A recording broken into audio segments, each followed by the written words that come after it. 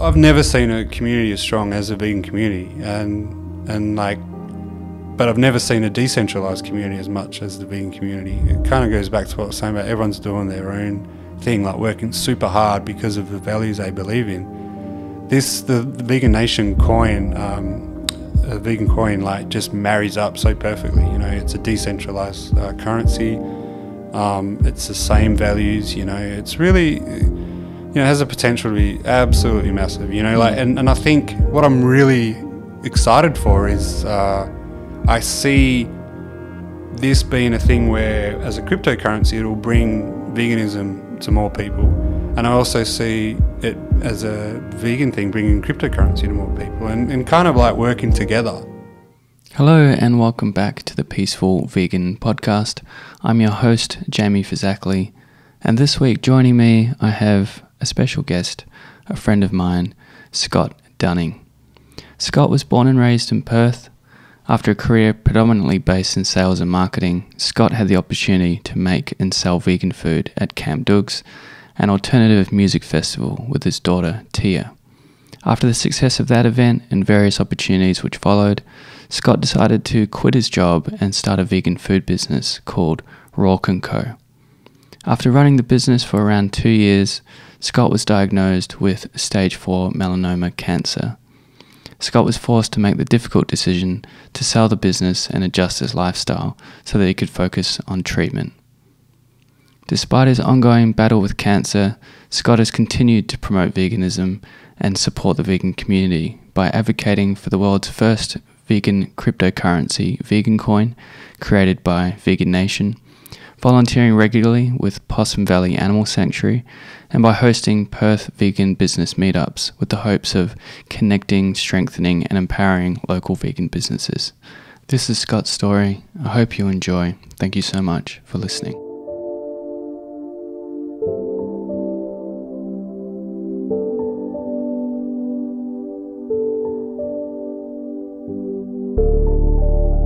Thank you so much, Scott, for joining me on the podcast. I really appreciate it.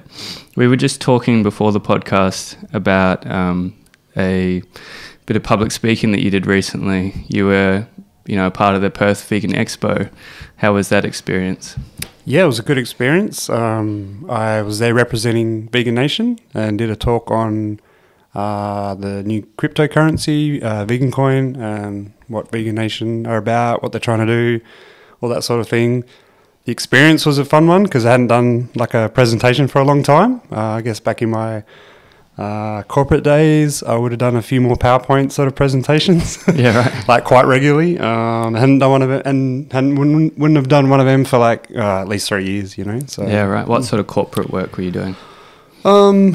My working career, I guess, was basically like all sorts of sales and marketing and leadership kind of roles in ops management, stuff like that, for kind of industrial companies like Blackwoods and safety companies like Protector All Safe. And yeah, just I guess kind of, going out to different customers and seeing what their problems were or what issues they had with their work, like safety requirements and stuff, and then just coming up with some kind of solution for that. How did you get into that? I do want to take it further back than that at some point, but sure. while we're on it, I'm just curious. I guess it's kind of weird. I went to school not far from here in Morley, John Forrest, and there was, I remember this guy, he would have been the CFO of Commentaries, come and just talk to our school. And at that time I was like, I think year 11 or maybe year 10, and was kind of over school and just wanted to work because I had no money. And anyway, I guess I approached, him and after school kind of thing. And, I think in year 11, I had my last exam on a Friday kind of thing, and then started work at Commentaries in Morley on a Monday. And that just kind of went from there. I guess I was employed with Commentaries for around about 16 years. Wow. Yeah, and in all sorts of different roles, and Do you kind of work your way up? Yeah, so originally it was just pushing a trolley out in the warehouse, picking orders and stuff, and then, getting more into the I guess, parts interpreting side of it, and then, like a sales rep sort of role, and then running different branches and stores and things like that. It was good. It got me to different parts of WA, like I went to Geraldton, lived a few years in Geraldton, running the store there. A little bit in Mandurah, opened up the store in Broome, which was really exciting. Yeah, right. And then, a little bit of time in Karratha as well. And then it was kind of like around that time where I kind of just realised, like, this really isn't my jam. And as it turned out, I got made redundant, not long after that. Right. Yeah, and then I think that was a bit of an introduction into, I don't know, like, because, I guess I'd just worked non-stop, and then I had these 2 or 3 months off where I didn't have to work. But, soon realised I still need to pay bills. So then that's when I got the job at Blackwoods, and then I guess, I was there for around about maybe 4 years, I guess, maybe 5 in different roles again. And then it would have been 3 years ago because a Facebook memory came up and reminded me that in 3 years ago to, almost this day, I just said, nah, this isn't me, I guess, myself, I'd been going on a personal journey as well, like, I guess when I got made redundant at Coventry's, I'd only just sort of decided to be vegetarian, and then I guess probably a year before I sort of quit at Blackwoods kind of thing, I'd made the decision to go vegan. And I think when you make that decision, I guess you typically doing it for your own like value system. And what became pretty clear to me was my value system just wasn't aligned with this corporate mentality. Right. And so quit and had no idea what I was going to do, but I just knew I had to get out of there, and had done some like little events, like my daughter, Teah, she would have these productions every year, as part of her high school sort of thing. And, would go there, and the only sort of food that I'd ever have there would be like Smith's Crisps and Coke, like cans of soft drink sort of thing. So, I said, how about I'll do something there one day, one year. And we had a little stand there and sold like, cold brew coffee, raw desserts, vegan raw desserts, some cold pressed juice, stuff like that. And that kind of, I guess, got the ball rolling for the next stage of my life, which was Roark Co. Well, let's take it back, because that's kind of a good summary, I think, of, obviously what led you to that point of making the decision to start that business. But you said that you grew up around this area. Are you from Perth originally? Yeah, born and bred in Perth. You don't often meet people that are actually from Perth. Maybe, I find there's quite a lot of people that have moved here from overseas or travelled. So what part of Perth did you grow up in? Mainly around here, really. I guess Bayswater, Morley kind of area. My house my house was, classed as being in Bayswater, but it was probably closer to Bassendean. Right. At that time, sort of, we hung out in Morley because that's where the bus took us, and then, sometimes in town as well, in the city. Were your parents, what did your parents do for work? Well, my dad worked as an armed security officer, so like worked for Armour Guard, and even that was kind of interesting because when I first started at Coventry's, like you'd get paid in cash, and I'd see him or one of his buddies like every Friday morning coming in the truck delivering all the cash. Oh right, they would be the ones bringing it in. Yeah, and then you'd be wherever you are in that workplace, and you'd have to go and get your paycheck. Your pay slip, which had cash. Like a wad of cash, which just seems so foreign nowadays. And I think he's obviously his working career changed with instead of delivering cash, it ended up to like businesses and works. And it was more about refilling ATMs. Right. Well, that's an interesting side note, isn't it? Because if you think about the, technology and the advancement, and obviously we'll get to it later, but that's sort of a part of your journey as well, is the way technology is developing. So, Definitely, yeah. So then it became about ATMs, And so how long did he continue on doing that for? Yeah, up until recently, really. I think he's probably been retired for about maybe 4 years, I guess, maybe 5 years. And, I guess I think he probably instilled into me the work ethic that I kind of have now. Not by any means of like, this is what you should do kind of dealio, but more, I guess, just seeing, he was, he wasn't like there as probably as much as I guess would have liked as a child, Right. Did you spend a lot more time with your mum? Probably, if comparing those two, then yeah, but more just either by myself or with friends, really. Okay. And Do you have brothers and sisters at all? Yeah, I have a brother. We kind of did our own things, we kind of hung out a bit, but more often than not, we kind of, sort of, in some respects, like, I haven't really thought about this, so this is kind of interesting. But I guess, I probably lived more of some sort of detached way from, like, I guess, they themselves had a different value system, brought up in, like, themselves in, like, a very, like, strong religious content, and I guess that wasn't for me, I sort of saw I guess the hypocritical nature of that in some respect, and I didn't really dig it. What religion was it? I guess, well, it's Christian. I just don't know which sort of. That's all right. Yeah, Christian religion. Which strain, I guess. That's okay. Yeah. So but I do think that his work ethic and providing for us was something that I guess was instilled in me just from, I guess, some sort of osmosis more than anything. Mm. And do you feel like what did you do as a kid to keep busy? Like if you weren't hanging out with your brother, what sort of stuff did you get up to? Were you into any sports or into anything? I guess we just, like,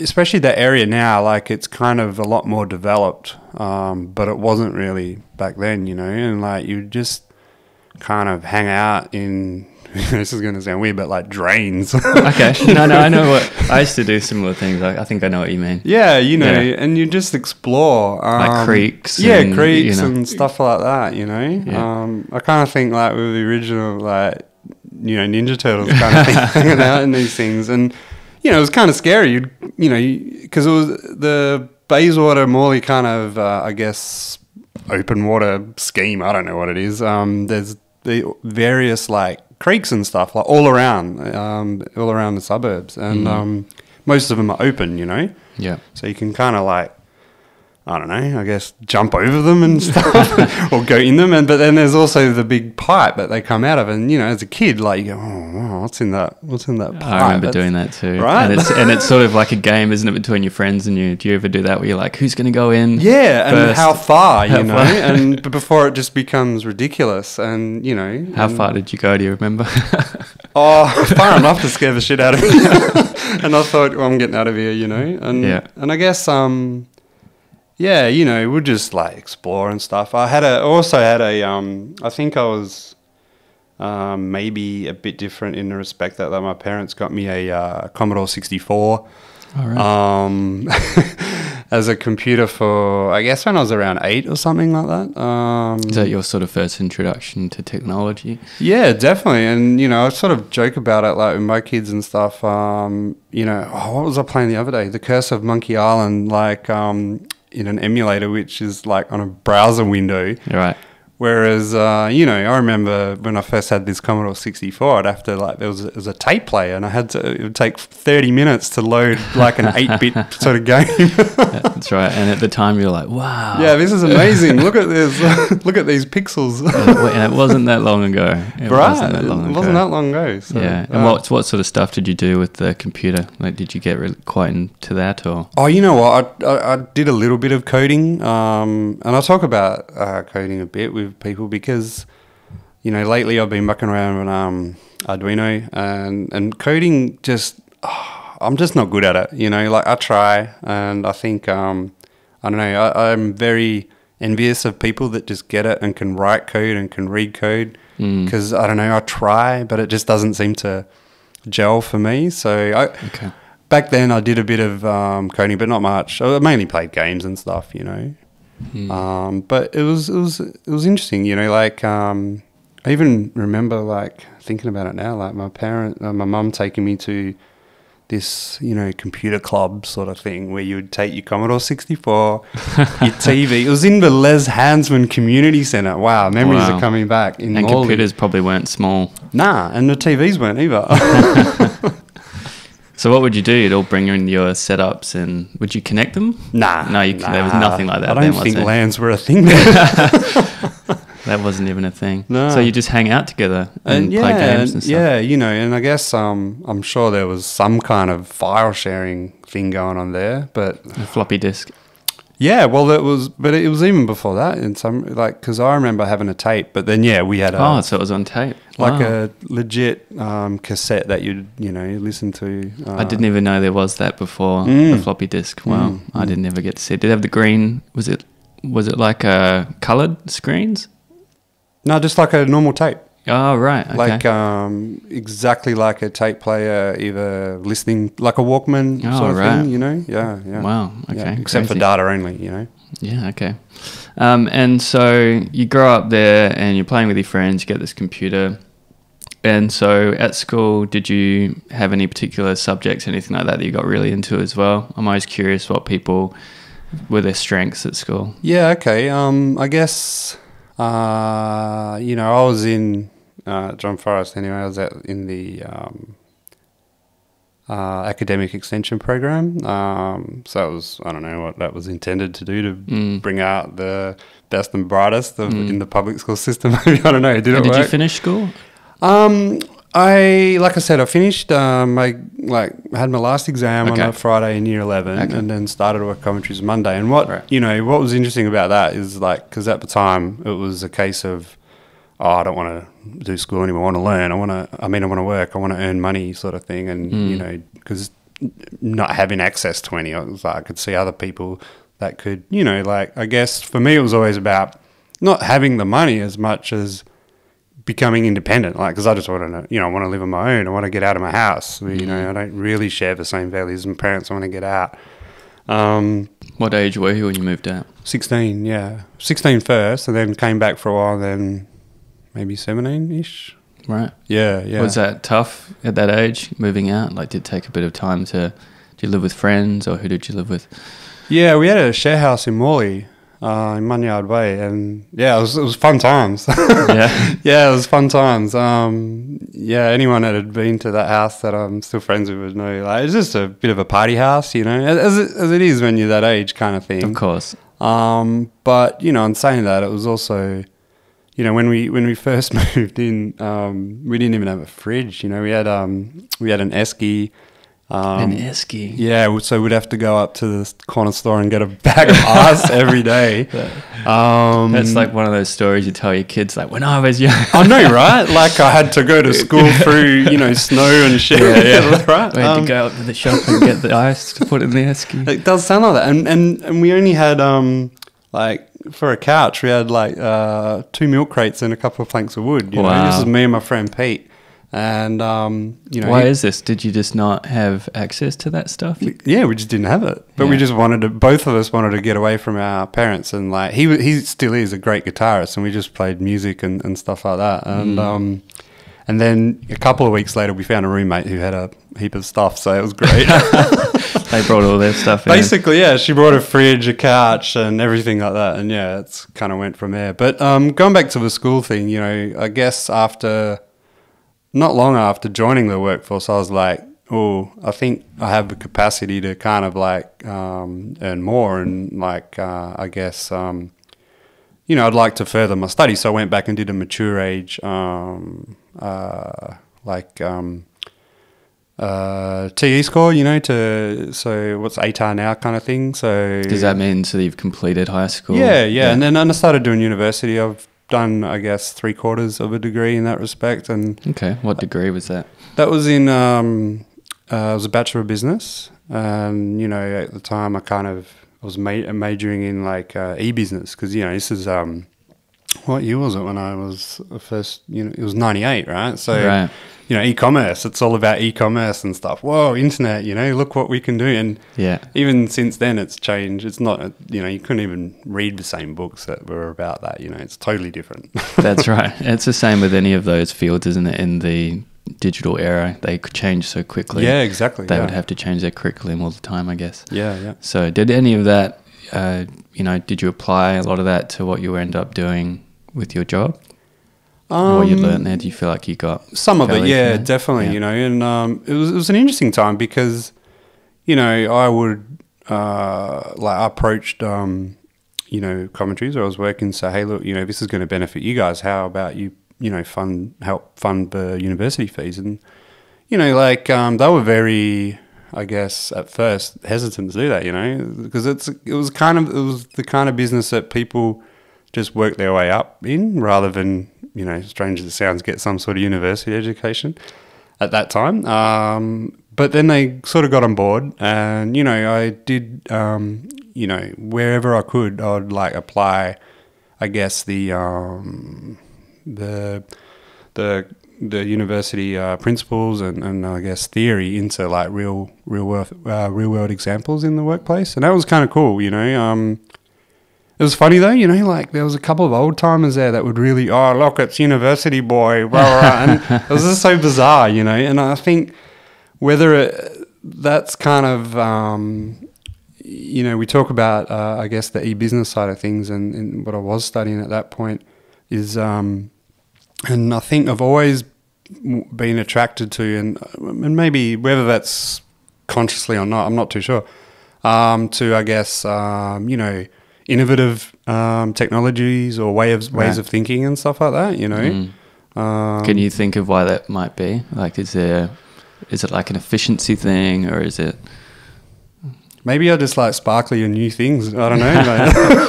I'm not too sure. I guess probably keeps it interesting thing, though, right? Keeps it interesting as well. I think efficiency is, and maybe not as efficiency as much as efficacy, Okay. And I think the being able to do better is always something that I've strived for, and I guess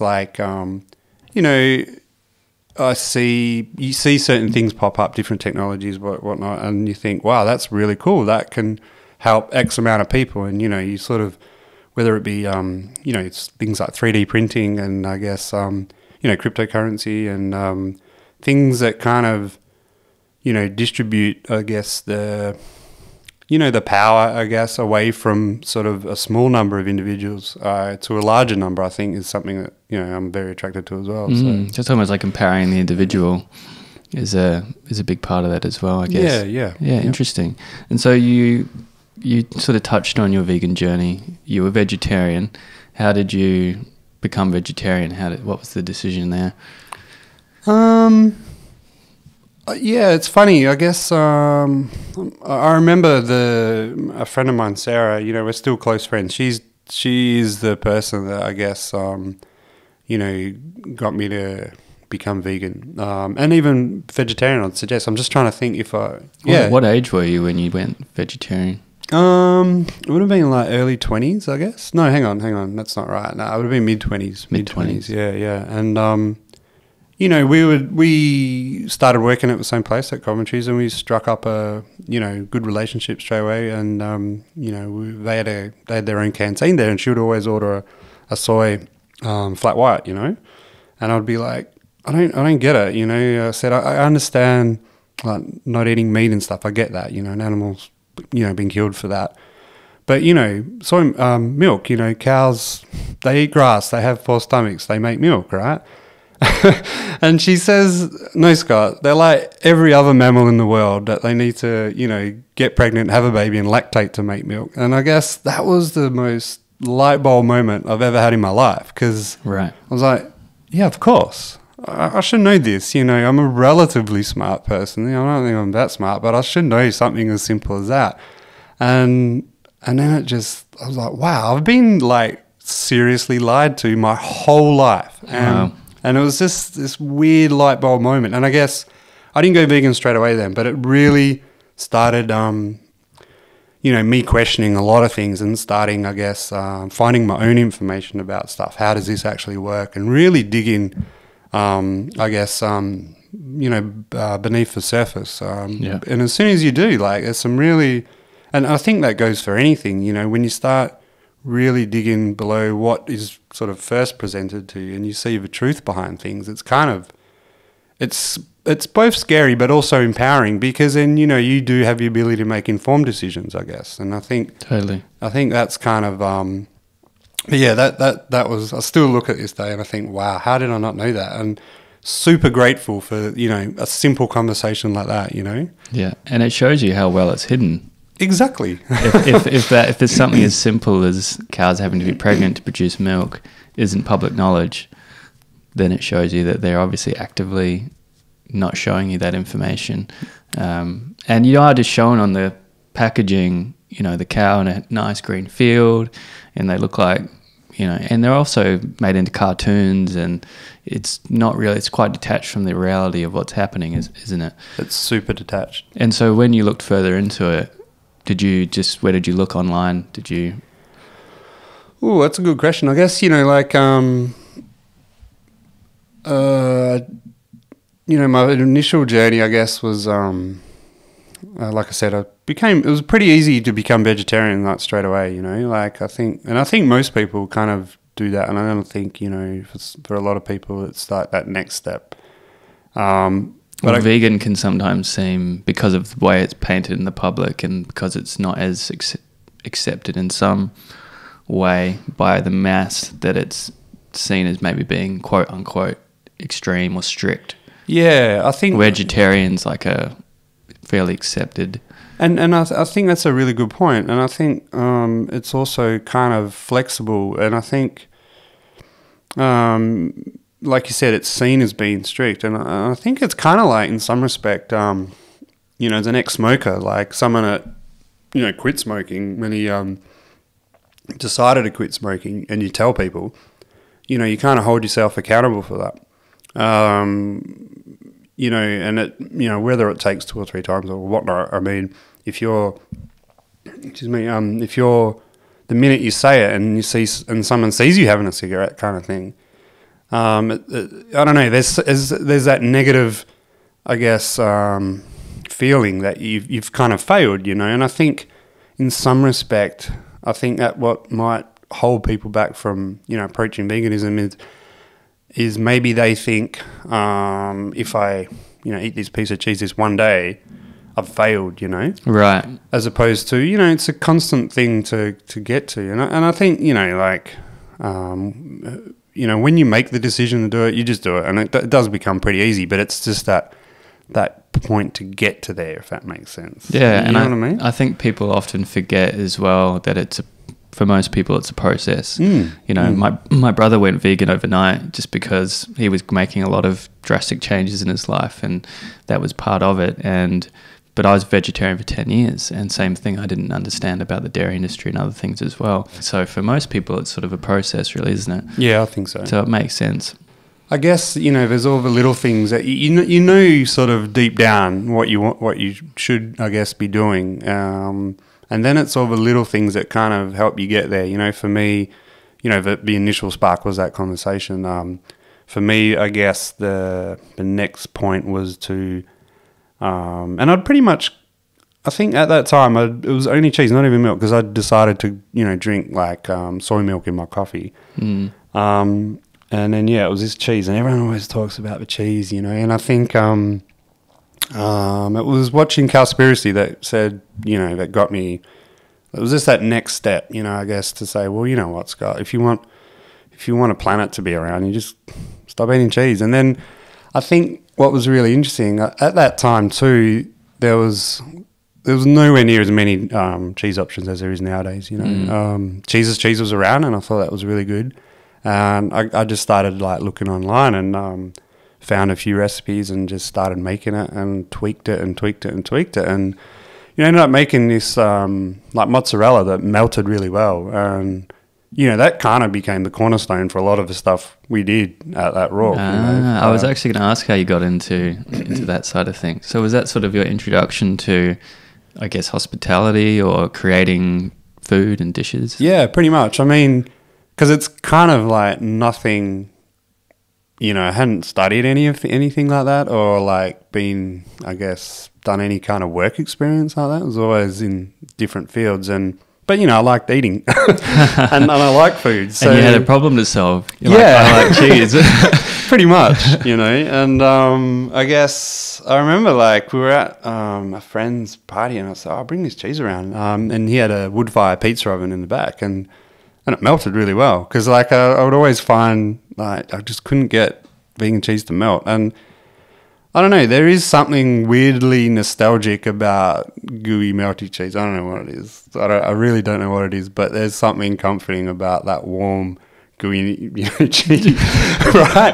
It's just a pity it comes from a bad place to start off with. Well, food is something that's comforting, nostalgic, like you said. It brings up memories. We have traditions as humans around the food that we eat, and so there's lots of dishes that go a lot better with that kind of texture and flavor, right? I mean, pizza for one of them. We can think of lots of others, I'm sure. But so then you created the recipe. How many goes did it kind of take you to get it to a point where you were happy with it?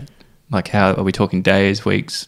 Like, were you trying for a while? I think like when we first kind of did this pizza night at a friend's place, it was just like, let's try it out, and it kind of worked all right, and then we tweaked it for a bit, and at that point I wasn't in any kind of capacity to really I was still working full-time kind of thing. We did one event while I was still working full-time. That was Camp Doogs, and we didn't have much in the way of like the food offering. We brought a lot down. Like we got in contact with our friends at Crunchbox, and he made a heap of kind of like rice paper noodle stuff and some vegan sushi and all this sort of stuff.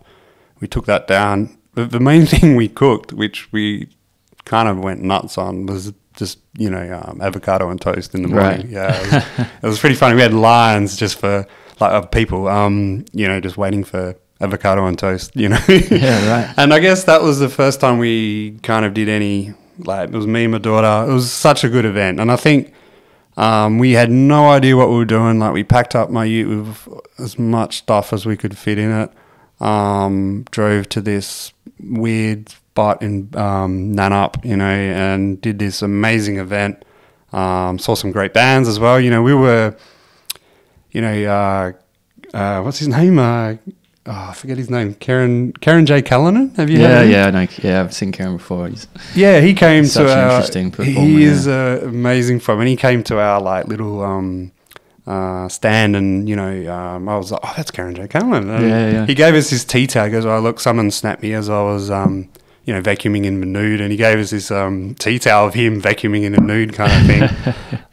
But he sat with us, had a big chat. He got this bottle of Patron and we started drinking, and then next thing, this was like honestly 5 minutes before he was due to get up on stage, and then he went up there and did his show. But, it was funny. It was good times, and I think that sort of I guess the experience of that wasn't just the cool times that we had, but it was more the feedback from the punters. Oh my God, thank you, there's a vegan option at this festival, you know what I mean? And I think that kind of drove us all the time, because whenever we were at a festival sort of thing, it would be like a music festival, it would be chips, hot chips was our option sort of thing. So, and the Doogs crowd is the alternate crowd is usually a lot more people in there that would be of that lifestyle as well. Yeah, definitely. Right? So it's a good place to start, really. Yeah, exactly. Yeah. And, we've done a number of events since then. And actually, we just went this year there, and it was the first time I'd been there as a punter rather than selling food. Oh, right. Yeah, and it was a cool experience. I've never been before, so you got to get down. I've seen all photos and I've seen the marketing. It's always hilarious. It's up to it. Really good, and it's one of those events where you do have a bit of a come down when you get back, not from any sort of illicit substance you may or may not have taken, but more just there's this, it's not often where you got a whole group of people in one spot that are just have this really, massive community mindset, and just looking after each other, and there's never any dramas. It's just a really cool couple of days out, listening to music, having a good time, Amazing. Have they managed to keep it, the same vein over the years? Is it still that same feeling? They really have, actually. There is a risk of sometimes, isn't there, when something starts that way, becomes bigger and bigger and definitely, yeah, become more commercialised. And it definitely got a bit bigger. And this year, I think, was a bit smaller. Yeah, I'm not too sure why or how that happened.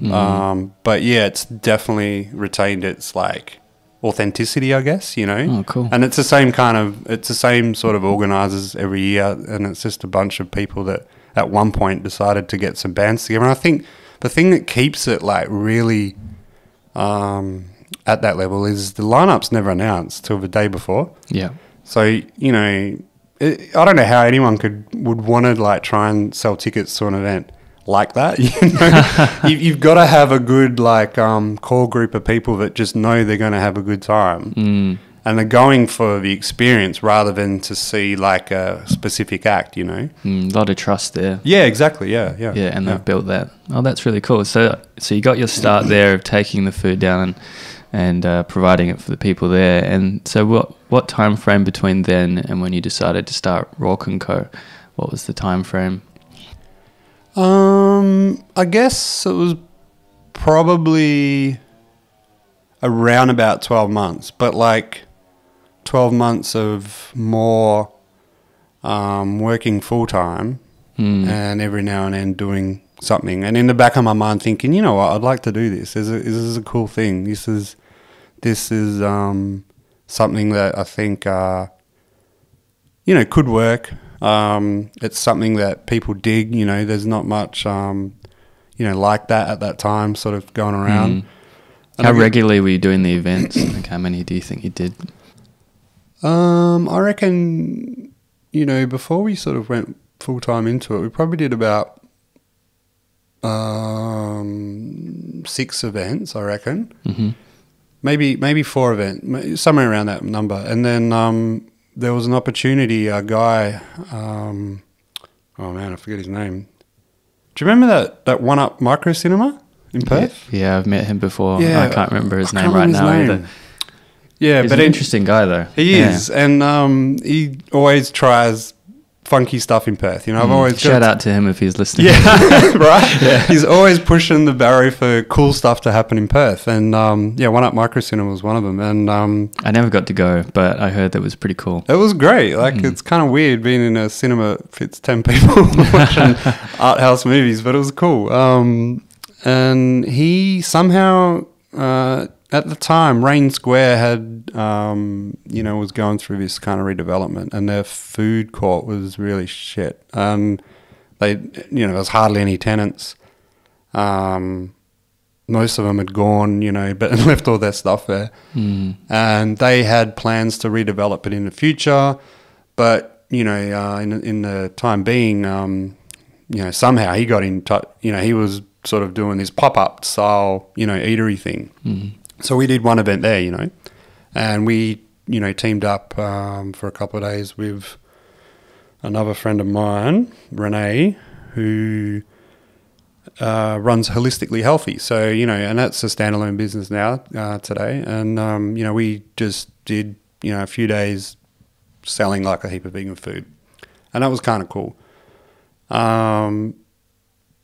At one point, I think I took a week off work and maybe did a week there sort of thing. And then the person that I teamed up with there, she ended up, this wasn't Ray, it was someone else, she ended up taking on, more of a full-time sort of capacity in that store. Right. So the leases that they were doing were very, 2-week kind of leases and pop stuff. Up. Yeah. Yeah. And anyways, so when I quit my job, she reached out to me and said, "Hey, look, I'm doing this Monday to... Sorry, I only want to do this Saturday to Sunday because I make my stuff in the kitchen and then sell it at markets. But, the centre management, they're obviously trying to get people in here, so they want somebody Monday to Friday. Do you want to do your Roark stuff Monday to Friday? And I'll do my salad stuff on the weekend kind of thing. I said, yeah, well, that works out pretty good. And that was a kind of cool arrangement. It was good, actually. And then that got us started there. And then after a while, she decided she's not going to do it anymore and go back into working full time. Yeah. So then, we had the store to ourselves. And we ended up just, we were on a 2-week lease.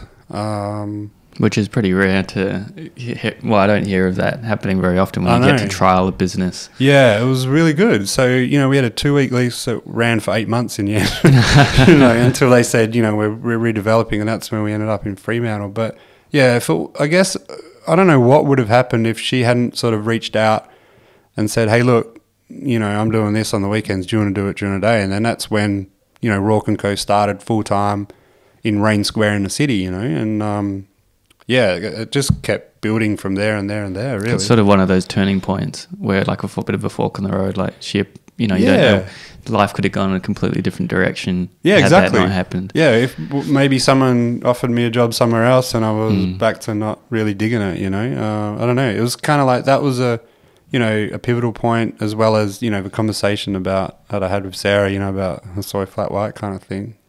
It's interesting looking back, isn't it, to these key points in your life where you can sort of see that if that one particular thing didn't happen, things would be so different. So you tried there for 8 months, and then how did the Fremantle space come about? Yeah, well, I guess it just kept sort of happening, and I think going back to the cheese side of things, I guess the mozzarella is what kind of kicked it all off in that respect. We'll put it in our wraps. It was melting. People were digging it. And then we also made this nacho cheese sauce, which was really cool. And everyone was digging it. And I guess I thought, what better way to get people to embrace veganism but like share these recipes and these cooking techniques. So I've put up 3 classes, learn how to make like vegan cheese kind of thing. Just come to the shop. And it went nuts, I can't believe how crazy it went. You were hosting them at that same place? Yeah, it was cool. So we were just, after, the hours there were kind of a bit more like laid back, I guess, than Fremantle, where it was mainly the lunch crowd. So, everything was kind of done by 2 and we'd just hang around, and then people would come after work and, we'd show them how to make the cheese in the kitchen. Like, I remember one, we'd try and cap it at like 10 people, because there wasn't much room in there. And one time we had 14 people, people just turned up. And I was like, I can't really turn you away. And yeah, it was jam-packed, but it was really great. It was a really cool time. And I think, that was, I guess, not necessarily a turning point, but it was a good thing to spur me to keep going, because it's kind of tough when you're doing your own thing, It's not like we were selling heaps of food to I was trying to, give my daughter some kind of wage as well as, hope that I can pay my rent and my house kind of thing. And, so it was kind of tough, but those sort of moments really, made you feel like it was worthwhile. Yeah. Yeah. Passing on some knowledge to other people. Yeah. We're just getting people, what was really interesting, I think, was, I'd always ask, who's here, who at this class is vegan or not, and the first sort of classes was predominantly vegan people, but without a doubt, it kind of definitely went to more like non-vegan people that were learning or wanting to know more about how to make like vegan cheese kind of thing. And the recipes we did were super simple. We didn't do any rejuvenacky stuff just because it's hard, whereas these ones are really super easy, So it was really good. And then Freo came up, so we had to find a spot. That's basically what happened. The centre was like, okay, guys, that's it. We're done. We're going to close up and start renovating to what Rain Square is now. And so we just had to look around, and I guess we were really keen to do some stuff with pizza, because the cheese was just great. It worked. It melted really well, and everyone was digging it. And there was no one doing vegan pizza at that time. Right. Like, no one. There was not even any options, really. Which is crazy now. I mean, most pizza places do vegan cheese or vegan options. And this is only a couple of years ago too, so it's really interesting to look back at that. And So we found this place in Fremantle which, had a cafe and also had a pizza oven. So we thought, oh, this is going to be ideal. Freo, pretty cool spot, pretty vegan friendly. And we got some other partners in, and we set up a full-time cafe and pizza area, So what was the process between getting the keys or deciding you're going to do it to having it sort of up and ready to go? How long did you spend setting up? Not enough. I think,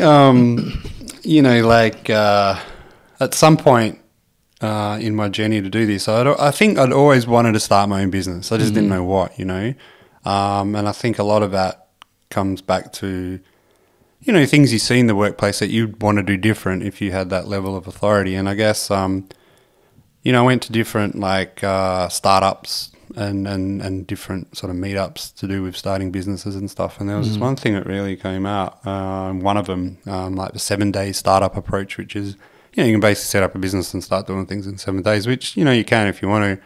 And it's kind of tricky. What's the ethos of that? What do you mean 7 days? Just from where to go. If you can find it online anywhere. If you have a look, it'll kind of point. But the main thing isn't, we didn't do it in 7 days, so to speak, as much as 7 meetups, 7 meetings, and we talked about each aspect. Right. But the biggest takeaway from me was that from that whole process was this whole, Pareto's principle kind of thing, and also. Oh, wow, I've forgotten the name. What's that, Pareto's? So Pareto's principle is the 80-20 rule kind of thing where, 80% of your output comes from 20% of your input kind of thing. Right. And also, I can't remember the other sort of effect, which was, it's based on, you give, it's like a management theory. I can't even remember. I can't believe I've forgotten this. But right.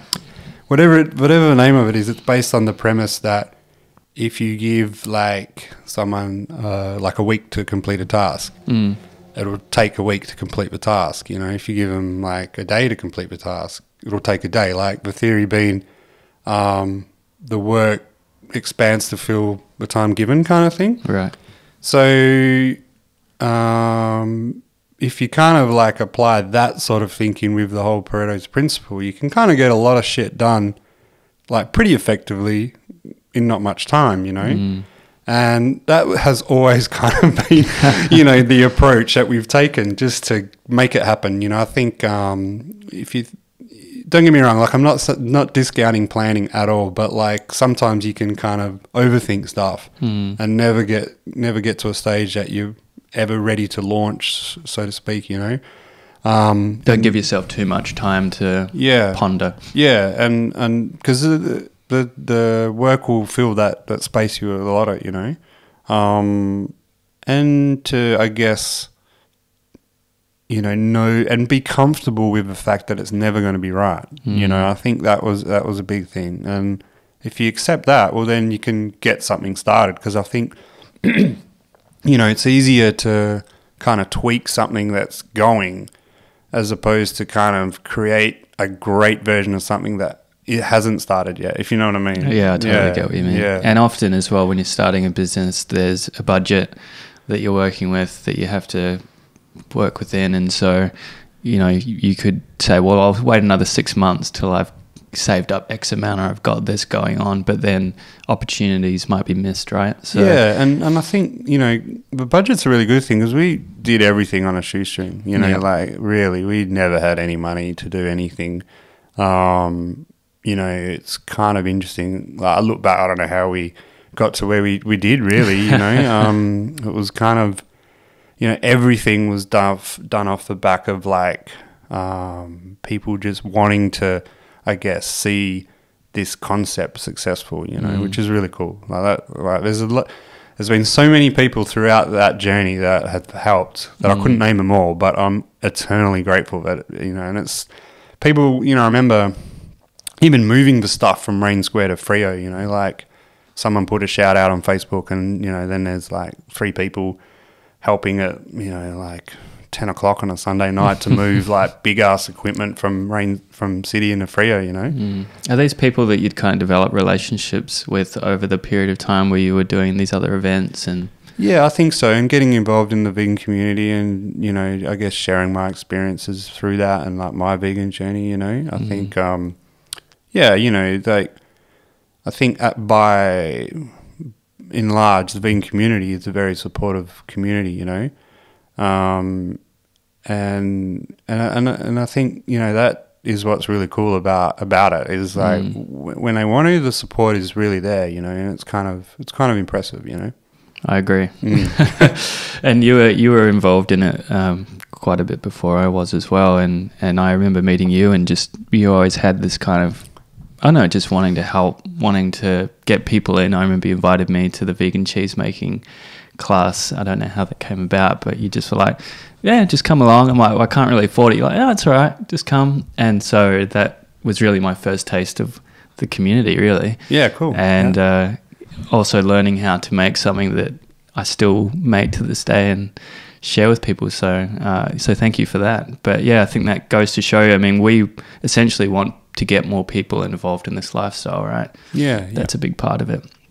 So you decked it out and you got it up and running. So how did things go from the get-go? Like, how did you find things went for you with the pizzas? And yeah, it was tough. Did you get a bit of support? Or yeah. And the first night that we launched the pizzas, in particular, we'd probably had the cafe going for maybe a month, and we just really wanted to make sure we got the pizza side of things like that good and ready to go. Excuse me. And so we, you know, launched, and yeah, it was the first like vegan pizza joint in Perth, and it just went freaking nuts, you know.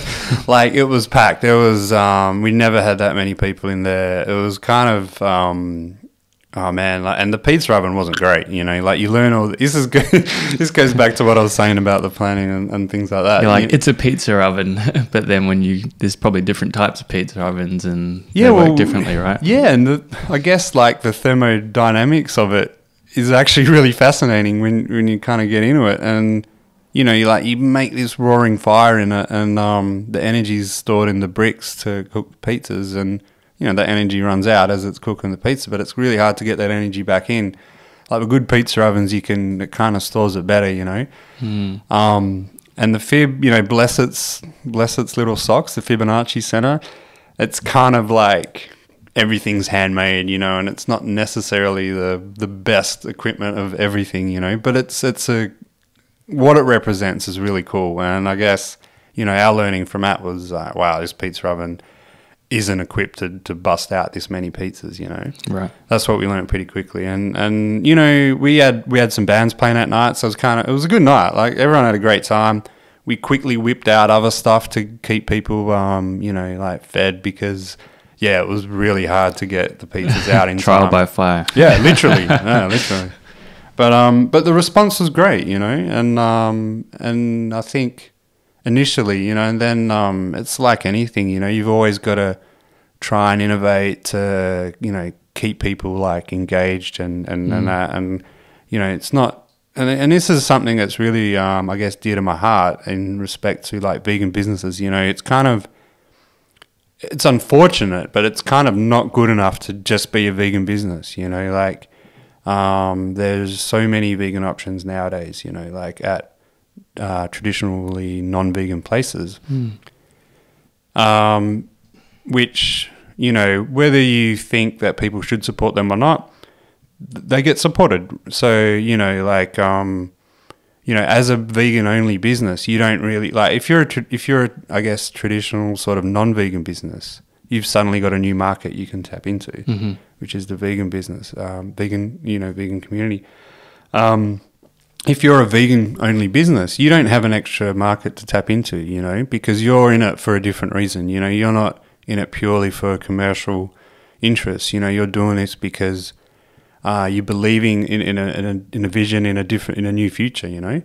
So that's where it's really tricky. And I think, you know, vegan businesses, it's funny because after today's podcast, I'm going to a meeting because I want to try and set up a bit of a regular Perth business Perth vegan business sort of meetup where we can kind of like work together and work out how we can stand out. I say we. I don't have a business anymore. How businesses? But you've had a vegan business, so you've got experience. Yeah, how our vegan businesses can stand out and like work together. I think it's kind of really interesting, and it kind of links in with this whole cryptocurrency thing, where like vegan businesses in general, like just work hard, like super hard, because it's everything's stacked against them, but everyone's really doing it in silos. You know, like no one's really like coming together and really, like uniting because you don't, you kind of... You're busy working a lot of the time. Yeah, exactly, yeah. So, I hope to kind of try and, I guess at least sort of set up a forum where vegan business can exchange, I guess, tools they use. I want to like get suppliers in to kind of talk about like what they can offer and, just, I guess, do what most other businesses kind of do, but like specifically for the vegan community kind of thing. I think that'd be great, man. I think that's a much needed thing to have going on. So that's great. Well, so how long did you run Roark Co for? Yeah, we were there for 12 months. I guess as the 12 months was coming, like we had a 12-month lease, but we would have been able to renew it. But I guess it was going to be tricky. We were kind of, because it was tight, man. Like one thing like I've learnt about the hospitality industry is it's fucking hard work. Yeah. But I think the successful ones, especially in the non-vegan world, they're successful because they exploit either their workers or the ingredients in relation to the animals. Because it's for some reason it's a lot cheaper to buy animal-based ingredients and non-animal-based ingredients, which blows my mind. Right.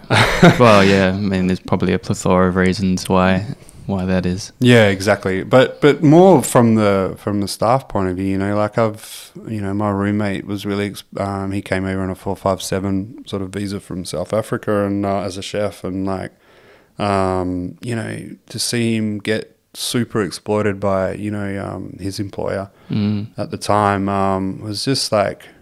It was really, really sad on one hand, but I guess it was kind of like made me feel better about, the way we treated our team, like... Do you mean like wages? Like yeah, just hours? Like... Yeah, a lot of unpaid hours. And the more you... And this is another thing when I talk about the more you sort of dig into things, like a lot of places in the hospitality industry you hear like where they're working like unpaid hours and stuff like that. And I was pretty proud that we were able to, pay our staff for the hours they worked. Maybe not as much as my daughter Teah. She did a few unpaid hours, but it's family. It's part of the family.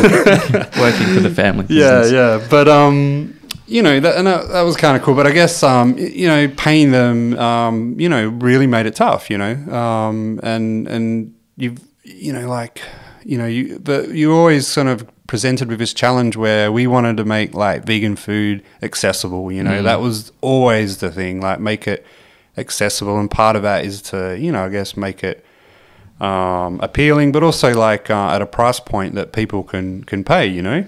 Because you're competing, I guess that's the thing as well, is that people don't factor in that Dome or any of these places, they can afford to pump out these lattes and drinks at such cheap prices because of the scale that they're at. Yeah, and then when you're trying to compete with that as a smaller business, you've got other costs and other things that factor in aside from even just like whether you're making the milk yourself or like I remember you guys had hemp milk. I'd never tried before. Yeah, that's right. That was before. I remember that too because that was before it was actually legal to consume it, right? So we had to.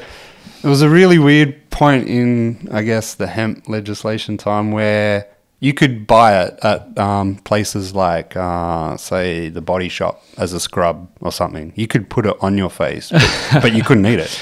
It always had over the packet, they'd put that sticker on it, right? Because there was a recipe on the back, and they would cover the recipe with something else. Because, obviously the packaging was made in a country that you could eat it. And that sticker went over that. So we sold it as a aromatic hemp milk bath to go with the coffee, And just splash it on yourself. Yeah, well, if you put it in your coffee and drunk it, well, it's not, it's your own prerogative. We're not going to call the police. That's why you served it on the side. Yeah. Yeah. Okay. Yeah. I didn't know. I felt very fancy, but yeah, now I understand. Yeah, it was completely legal requirements. But that's the thing, right? Is that's something you couldn't get anywhere else really at that point, and you're providing a specialty service, but other people are probably comparing you to some of these other businesses that can afford to make it a lot cheaper. Yeah, I guess, and I think there's a lot of variables at play, and it's just a tough industry, man. The economies of scale are a big thing, and you see. And I think, anyone that runs like a small business, especially in the hospitality industry, knows and then sees that, and you kind of, most industries kind of go this way, that's kind of a scary thing where, if I look back when I was a sales rep, for example, for commentaries, there was a heap of, independent mechanics around, a heap of independent panel beaters around that, started their trade somewhere and decided I'm going to be a mechanic in my own business kind of thing. I just need a garage, a hoist, build my tools up. Right. And but nowadays, it's very hard to find an independent mechanic, they're all part of some kind of franchise, whether it be, Automasters or, whoever. Because, they get that economy of scale sort of thing. So is that just is that really unavoidable in the capitalist system that we have, do you think? Because maybe. It's really, we have the same thing happening with Target and Kmart. I remember in Subiaco they had the markets and they got knocked down and they put a Target there. And there's so many examples we can think of where the smaller business seems to get sucked up into or just beaten by the competition. Yeah, what do you think? It's a really good question, and I think there's a lot to unpack, and I think is it unavoidable?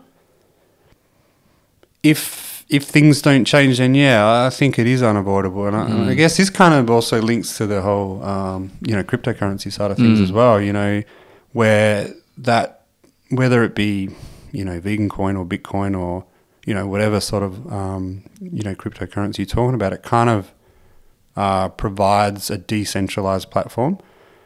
So you kind of are getting the benefits of like a collective, but in a decentralized kind of manner, if that makes sense. Well, should we lead into that? Because it's obviously a big part of your journey at the moment. But I did want to touch on, because Roark Co, obviously you ran that for 12 months, but I believe during that time you found out that you had some health complications as well. Yeah, definitely. So I guess, leading up to that 12 months, and I'm saying things were getting tight. I guess the decision for us to either go ahead for another 12 months or not was made kind of easy because, I was found out I was diagnosed with stage 4 melanoma, and this was probably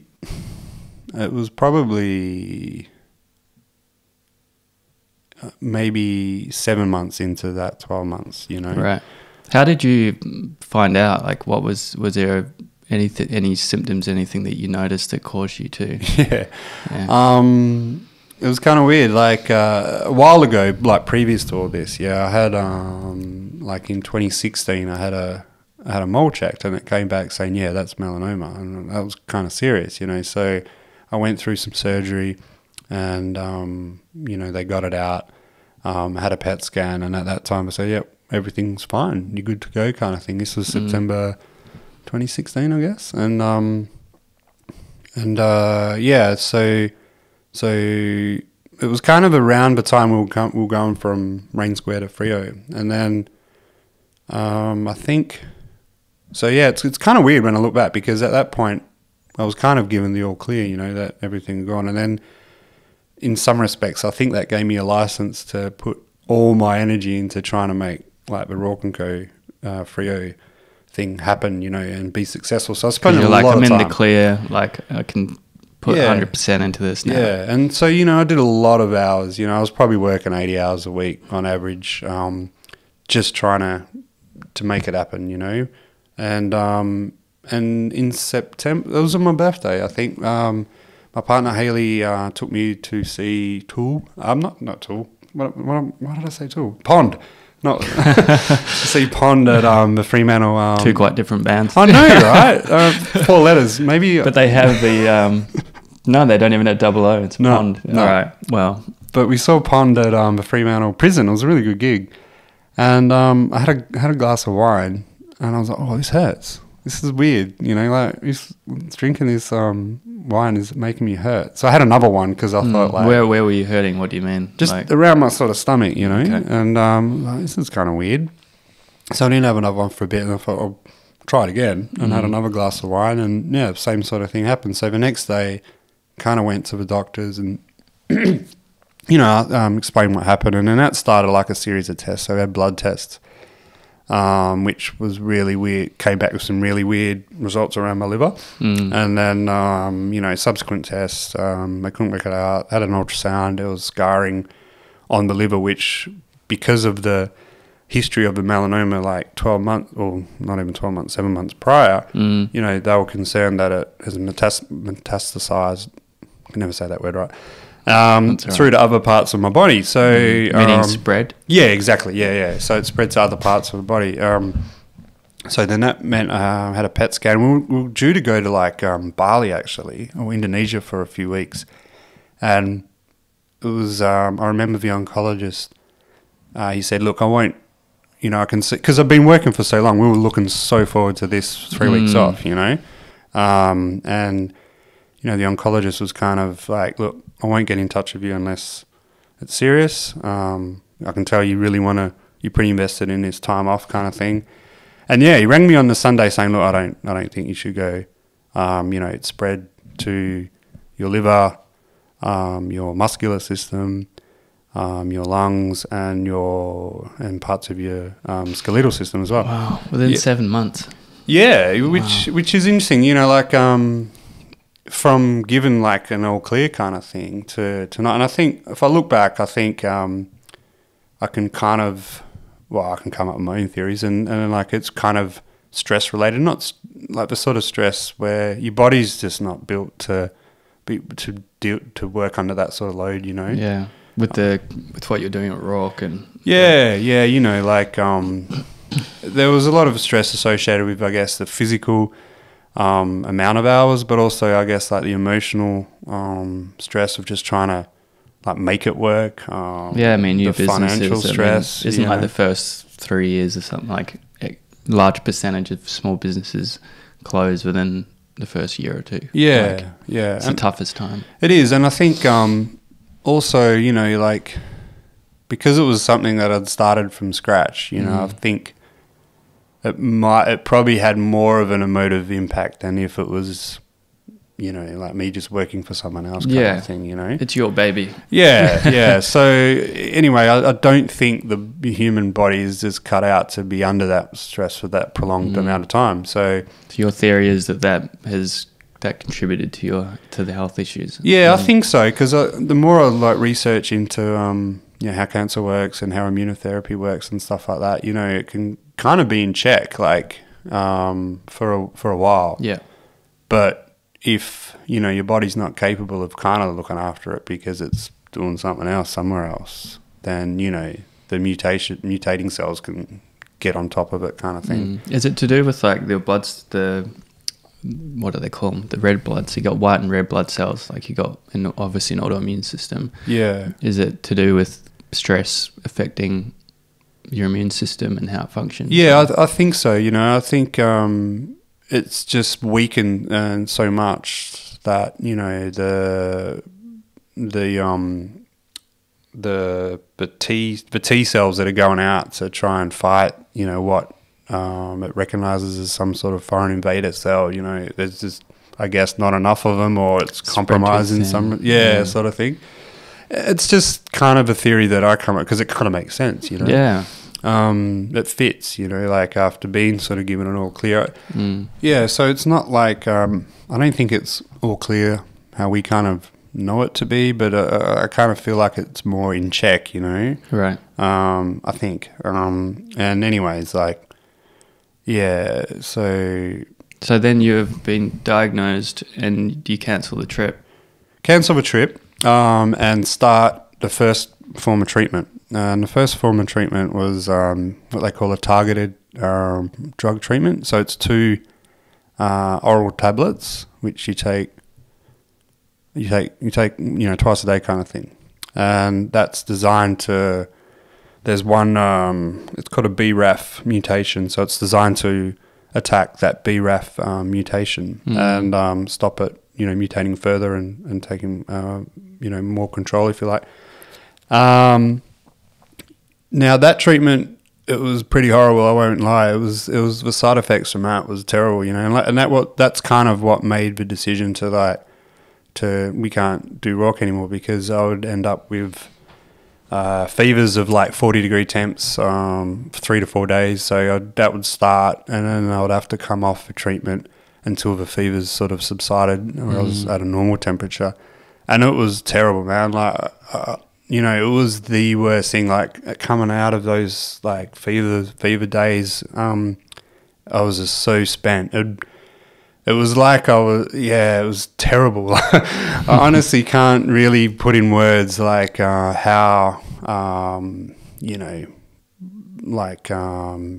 not down, just totally drained of everything, Yeah, right. Do you spend a lot of time sleeping in bed or? Where I could, because there was times I was super hot, times I was super cold. I wouldn't really sleep much, as more as just just conserve energy by doing nothing. Everything was an effort. I thought, I might read some books. Nah, there's no way I could read books. Hard to concentrate. Yeah, you just had nothing. It was really weird. So that and I remember times in the shop I was on this treatment, and I'd just have to sit in the kitchen, or Teah would see me and I'd just be close enough to say a sandwich press which had a bit of warmth, and I'd just be so hot as a result, and I'd have to go out in the open to try and cool down. And I was trying to manage, that, and it just became super clear super quickly that I can't do this. And yeah, as it turned out, it kind of worked out pretty well, because we came to the decision we're going to sell the business. We can't continue. And how soon after? Well, after you'd had the diagnosis. Well, that was in October 2017. And after maybe a couple of months of treatment, it was pretty clear that, it was probably 3 months after the treatment. I just couldn't do it, I remember coming in around that time when you were kind of sort of making that decision at that time. And I remember, it was pretty tough. Yeah. Pretty tough decision. Yeah, it was a tough decision. And I guess, I'd have no idea how to sell a business. It's not something I've ever done. So I was like, what do I do here? Started it in 3 days. How do you? Yeah, it's do I put it on Gumtree? Is it I don't know. What do we do? And stick up some signs around. Yeah, well, as it turned out, again, my friend Sarah said, so how are you going to sell it? And I said, I don't know. And she goes, are you going to reach out to maybe Loving Heart or other sort of vegan businesses? I went, yeah, that's a good idea. Thank you. It's interesting how a lot of these things have. Is this the same friend, Sarah? Yeah, it is. Yeah, she's helped me out a lot. Yeah, I'm starting to put the pieces together here. Yeah, Sarah's been a bit of a guiding. Very much so. And I guess so I approached Lee, because we had a good relationship already. We had a good working relationship where I'll supply them pepperoni for their sort of vegan pepperoni. That's always vegan pepperoni. And I'd buy things off them, so we had a good working relationship, and we'd see them at events and stuff. And she works tirelessly as well, Lee, and so we had a conversation, and she was super helpful, and I couldn't have wished for a better, I guess, transaction, in the respect that it wasn't really a anyone. We were both totally honest about what we were trying to achieve, why we're selling things, and what she wanted, and it was just I think, she went out of her way to kind of like make it happen, Yeah. which was really cool. So, if there was going to be again, I had no idea how it was going to pan out, but it kind of worked out good because the first person that I spoke to ended up buying the business, Best case, really. I mean, if you think about it. It was really good. and we there was the whole, I guess, handover period, and we shared everything, and I hung around for a bit to show everyone how to make the things, and it was good. So that's kind of, I guess, so that health side of things is what, I guess, ended that journey. Yeah. And where are things at the moment? Like, how far down the line are you now? And where are you at with it's an interesting thing because I was only talking about this with someone yesterday. I mean, now I'm on a clinical trial of a new immunotherapy drug. It's a combination of one called nivolumab and LAG-3. Yeah. And before that, I was on Keytruda, which is all these names. Yeah. Well, Keytruda is, I guess, on PBS, right? So that was covered by Medicare. Right. I was treated in Fiona Stanley. It didn't cost anything, and that worked, for a while.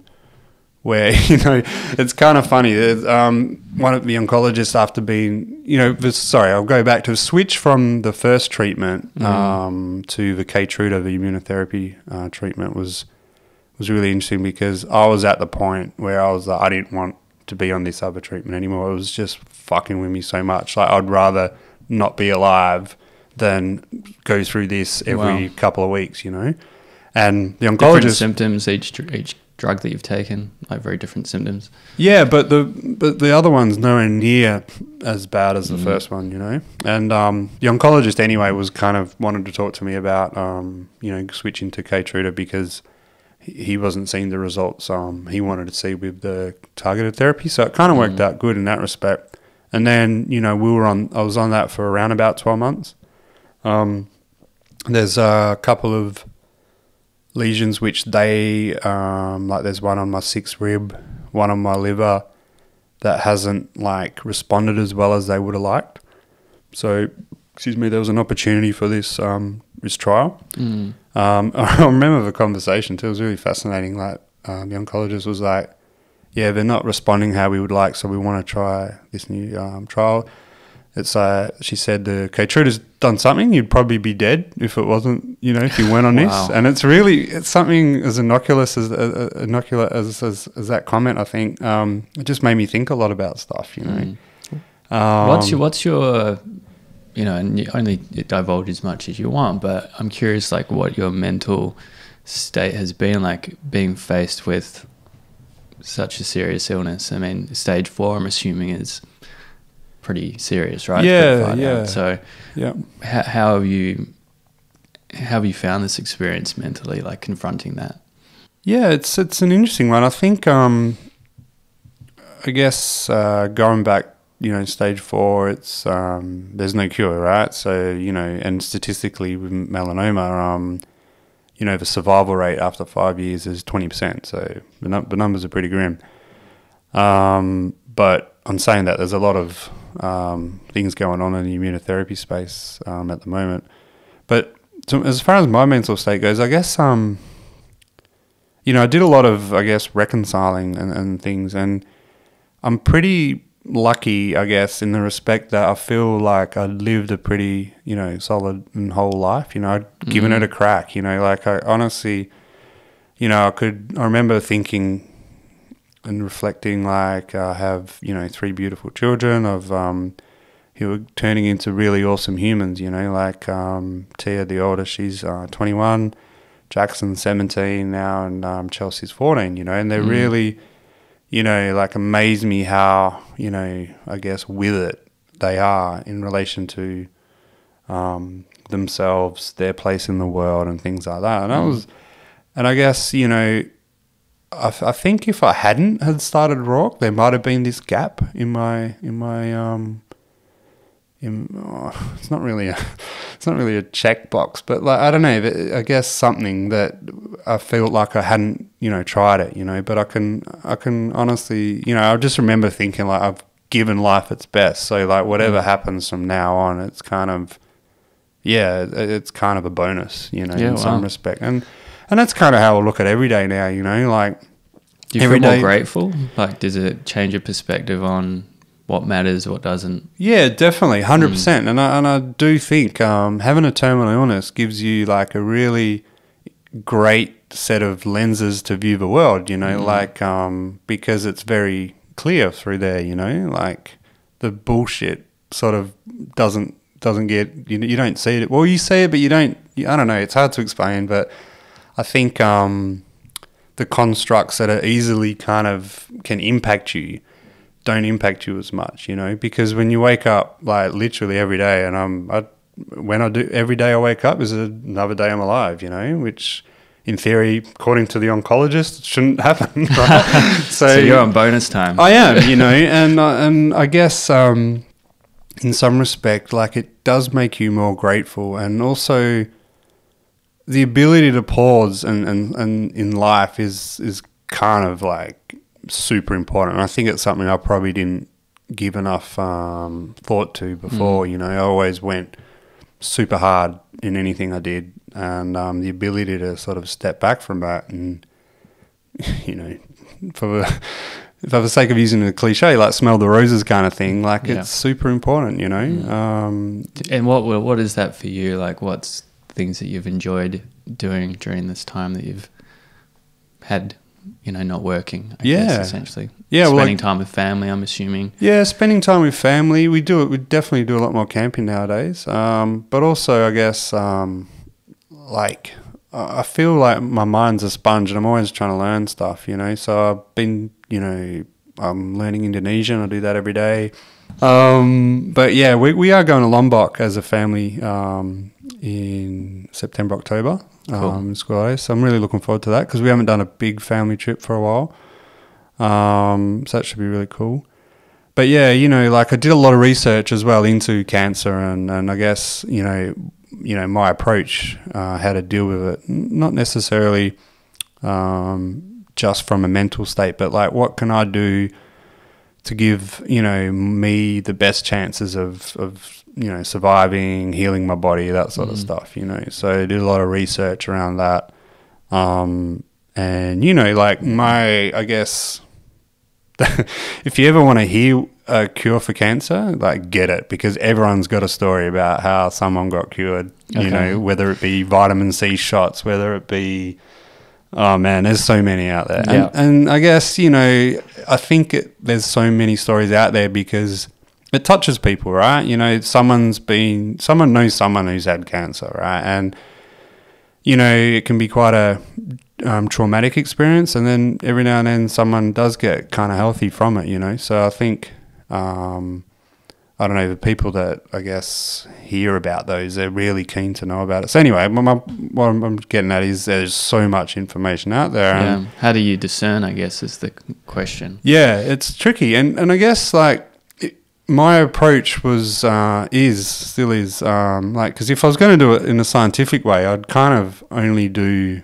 you know, change one variable, you know, and see if there's a result. But my kind of way of thinking in that is if it doesn't work well, then I'm dead. So can't afford to just change one and see how it plays out. Yeah, exactly. So my approach is just to do as many of the good things, you know, to increase my chances of, like, I guess, in combination too, like with the treatment that I'm on, in you know, to increase my likelihood of surviving, kind of thing, and healing my body, you know.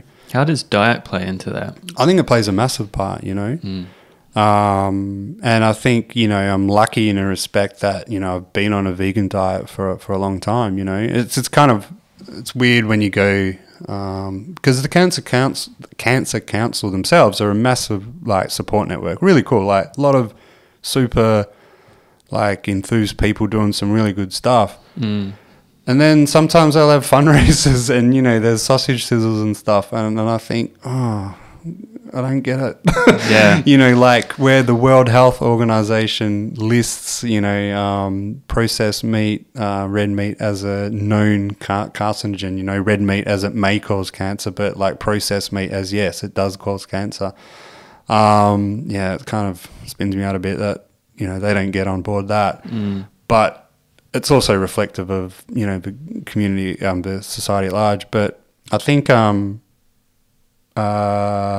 think the vegan diet itself that I've been on, for a number of years now has helped a lot. Have you changed your diet at all, given what you've learned? To some degree, one thing I did straight away, because it was a really easy change, was to get my water delivered, rather than drinking it out of a tap now. I get it delivered, and is that doing anything? I'm not too sure, but you just got to drive around Perth somewhere and see that they're replacing all these 100-year-old pipes, and I guess my theory is there's something leaching into that. And actually, where did I hear? The advice now, the Perth Water Authority sort of recommend you run the tap for 30 seconds before you drink the water that comes out. And you know what? I challenge anyone to do that, because 30 seconds is a long time while you're waiting for water to come out of a tap. And it must be serious, because the most advice we get is you have shorter showers, don't leave your tap on, because we're in a drought. And exactly. Then for them to be saying, maybe leave it on for 30 seconds. It's that's really a lot of water. It is. That was an easy, and the cool thing is it gets delivered, it's exchanged, so there's no waste. That's really, I really like that. Is there a particular service that you'd recommend to people that you've found? Yeah, well, I use Serpentine Water. There seems to be about 3 or 4 sort of these places in Perth that all seem to get, their source water from around about the same area, so around Kalamundari kind of way. Do they filter it? Nah. They do. I've actually asked to go and do a factory tour, because I love that stuff. I love seeing how things work. And he said yeah, no worries, but it hasn't happened yet. So I am super curious to know how it pans out. How they do it. But yeah, that was one thing. Diet, I kind of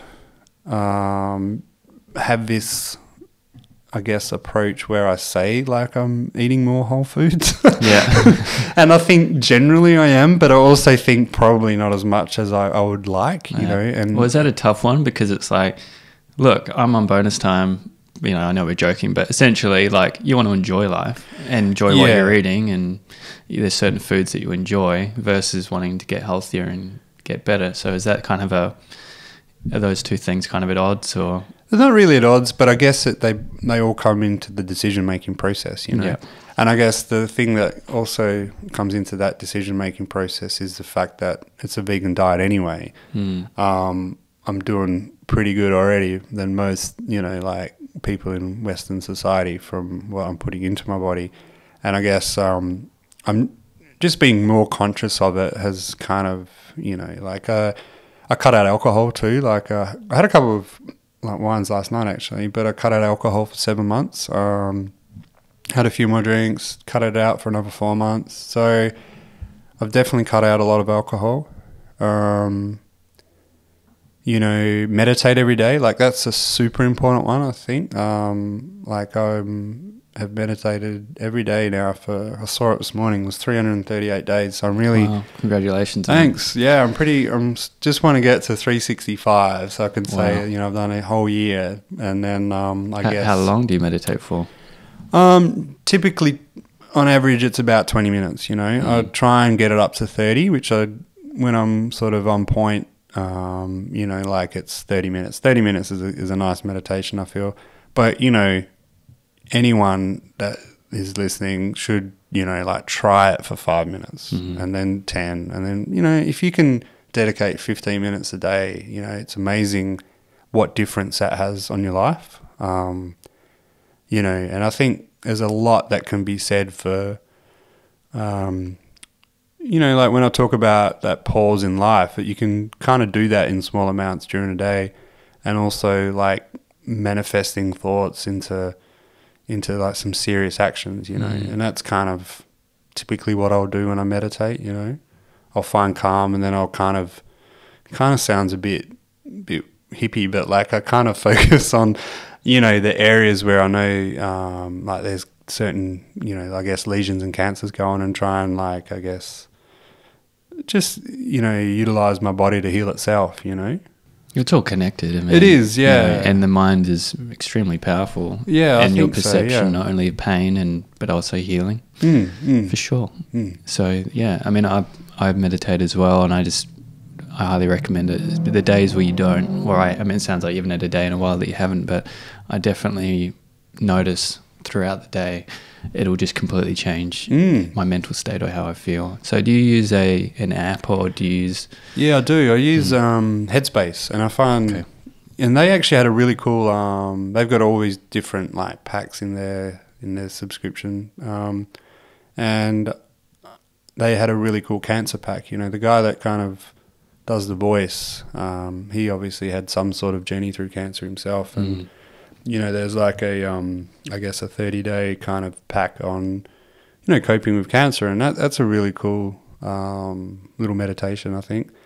But there's heaps of different like options there. I think out of all the ones I tried, like wanting to kind of make it a regular thing, I found that particular one the most beneficial. Oh, cool! That's awesome. And so, obviously you're doing different things now to try and be healthier and you know, enjoy the time on this planet like we all want to.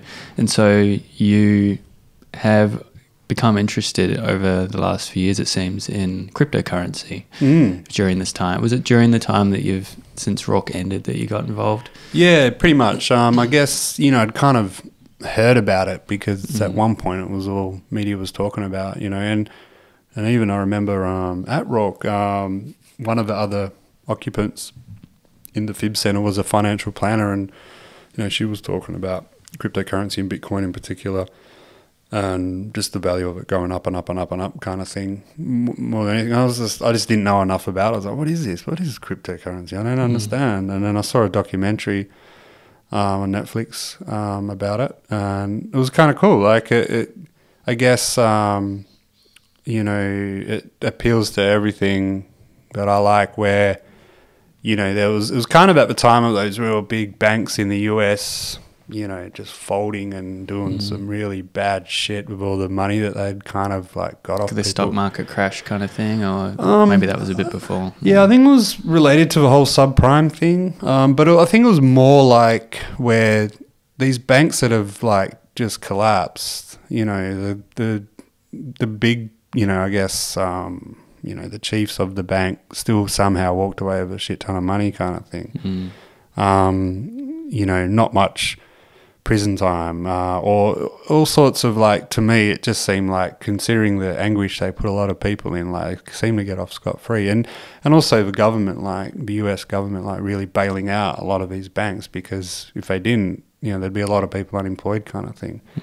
And anyway, you know, like this you know, as a result of that, these cypherpunks, as they're called, came up with this, you know, technology called blockchain, which then, you know, paved the way for Bitcoin as a way of, you know, I guess, distributing funds or having a financial ledger which doesn't involve like a large institution, you know. So like you said, it's decentralized. Yeah. And so can you explain, I guess, what a blockchain is? Yeah, well, I guess, you know, a blockchain itself is, it's a financial ledger, you know, and I guess a database previously, you know, you can create records, you can read records, you can update records, you can delete records. Whereas how blockchain works is it's append only, so you can only add to it. So, you know, every sort of transaction, every bit of data is just added to it and added to it and added to it and added to it, which provides the immutability of it. So, like, it can never be changed. It can't be altered. And how it, you know, every transaction's transparent, so you can see every transaction on the blockchain. So, you know, there's that transparency, there's that integrity in the system, because, you know, how I could spend like a lot of time talking about blockchain. That's right. So I'm trying to, in my head, think how can I do it quickly, you know? You know, so it's a decentralized financial ledger system. So instead of where, you know, say you've got a database, and it's in a centralized system which you access. The blockchain side of things is decentralized, so a copy of every single ledger is on every node that is serviced by it. So when you make changes to the ledger, it's got to be changed on every single node. So if one node's off, the others are still going, hence it's like immutable. The technology behind it to keep it all safe and secure is like the transactions are transparent, but the user's identity are anonymous. So it's the idea is, how do you create trust in a trustless system, being that, all the transactions are transparent, but the users are anonymous. So you got like a username or? Yeah, it's private key, public key cryptography. So, your public key is the address that anyone can see, but the private key only you have. Yeah. So it's when those two keys match that you can kind of, access or make the transaction sort of thing. But yeah, just I guess what really attracted me to it was how it the movement kind of started, and it was just in response to these big, corporations sort of, not doing the right thing by everyone really. It's corruption really, isn't it? Yeah, it really is. And the benefit of all these cryptocurrencies, and I think it's what scares the big banks the most is if there's some sort of mass adoption, well, you don't need the banks, Yeah.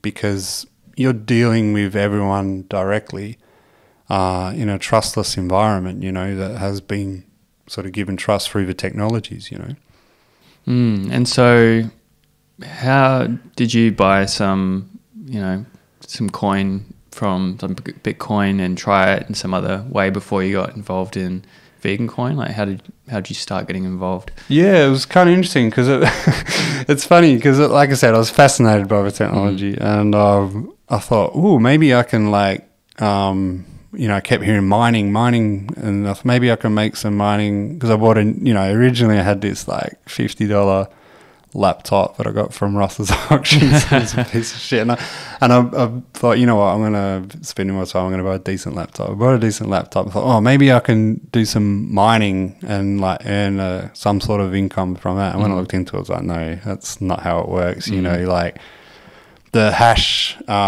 cryptography requires super like processing power. So the mining rigs, if you like, are just a whole banks of these computers that the only thing they can do is solve the hash problems to mine the coins, so to speak. So you can't surf the net, read emails or anything like that on these computers. So they're dedicated hash problem solvers. And what do you mean by like hash? Are they encrypting and decrypting information? So every chain on the block, if you like, is turned into like a character output, and the only way to solve that is by firing a number in it. There's no, how would I say, like it's like not a puzzle that you can solve by clues. It's just you just fire numbers at it, and when you get the right sort of number, it unlocks the data. So it's having to send a lot of data to try and exactly. And also when it's hashed and thing, it's not it's secure sort of thing. Right. Yeah. And there's more to it than that as well. Don't get me wrong. Like, we'll just give an overview for people to. I know there's a lot to it. There's so much.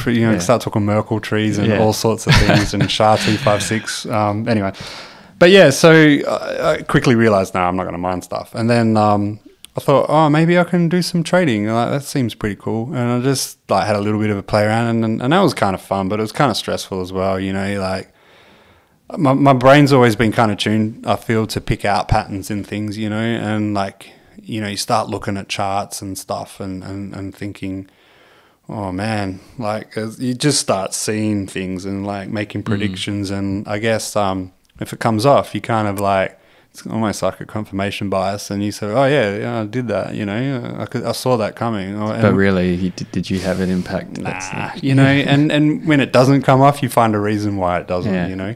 But that process was really cool because I guess it did also because it wasn't, when I would look at like some day trading stuff, I wouldn't just look at the graph of what that particular price was doing for that. I'd look at the company behind it and what they're doing, like what's their coin about. Because during all this process, I actually thought, when I got learnt about the the technology, it was quite exciting. I thought, what would be perfect? Someone should bloody make a vegan coin, Yeah. And I looked, how hard is it to make a coin? And you know what? It's actually not that tricky. Right. The hardest part is everything else, getting the money together, having systems in place. But the actual coin itself isn't that tricky. And then I thought, I should probably Google this, see if someone else is doing it. And sure enough, someone was. So I thought, I won't get into it.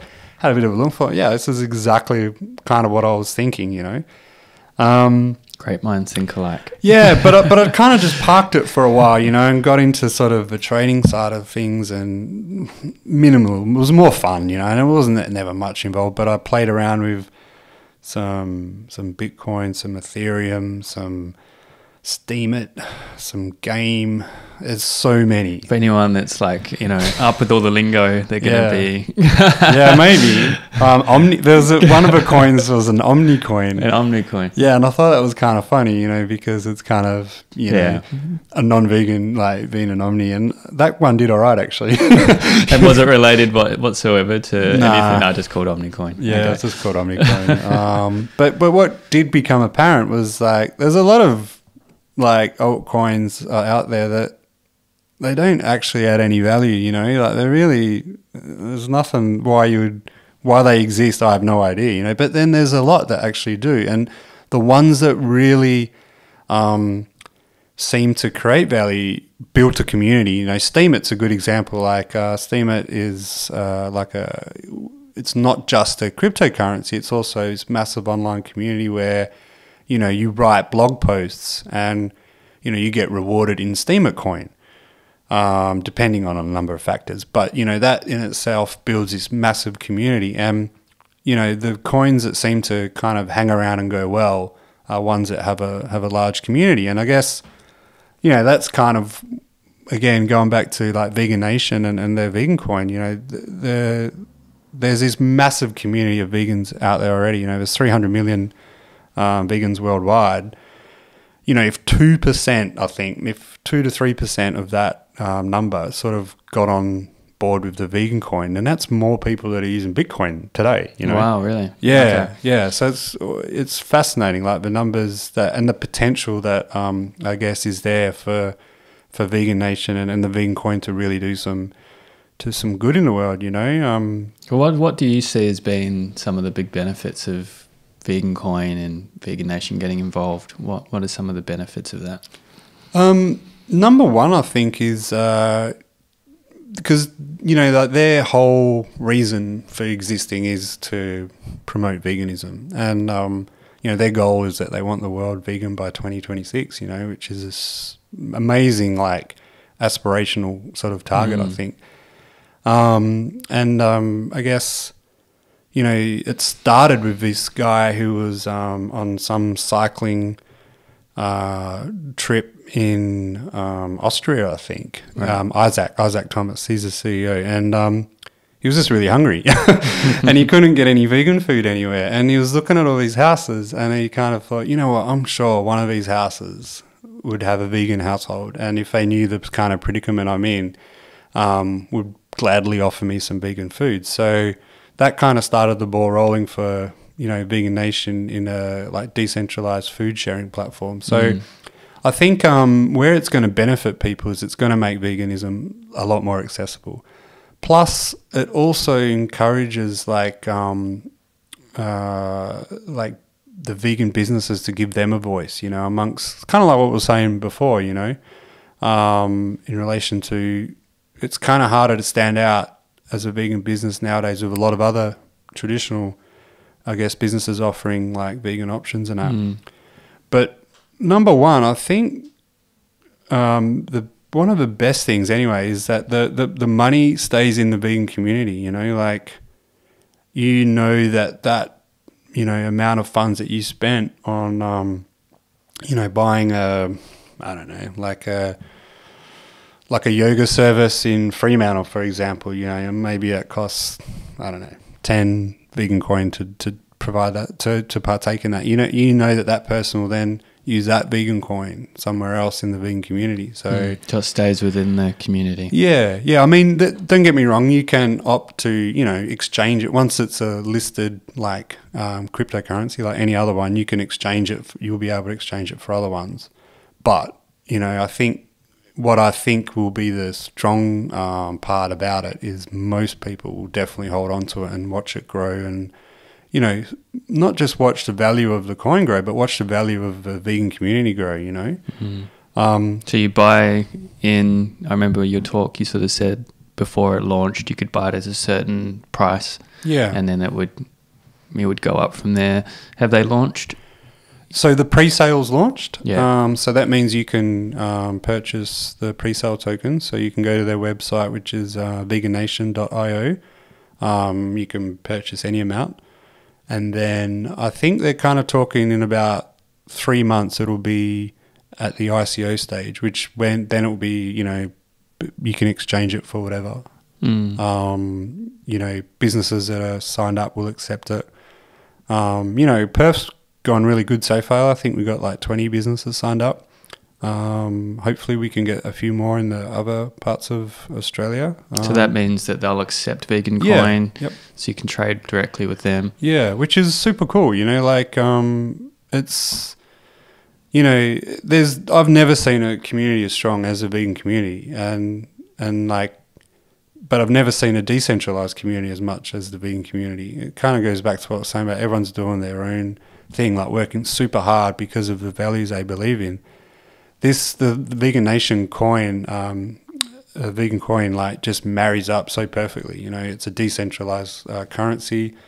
It's the same values. It's really, has the potential to be absolutely massive. And I think what I'm really excited for is I see this being a thing where, as a cryptocurrency, it will bring veganism to more people.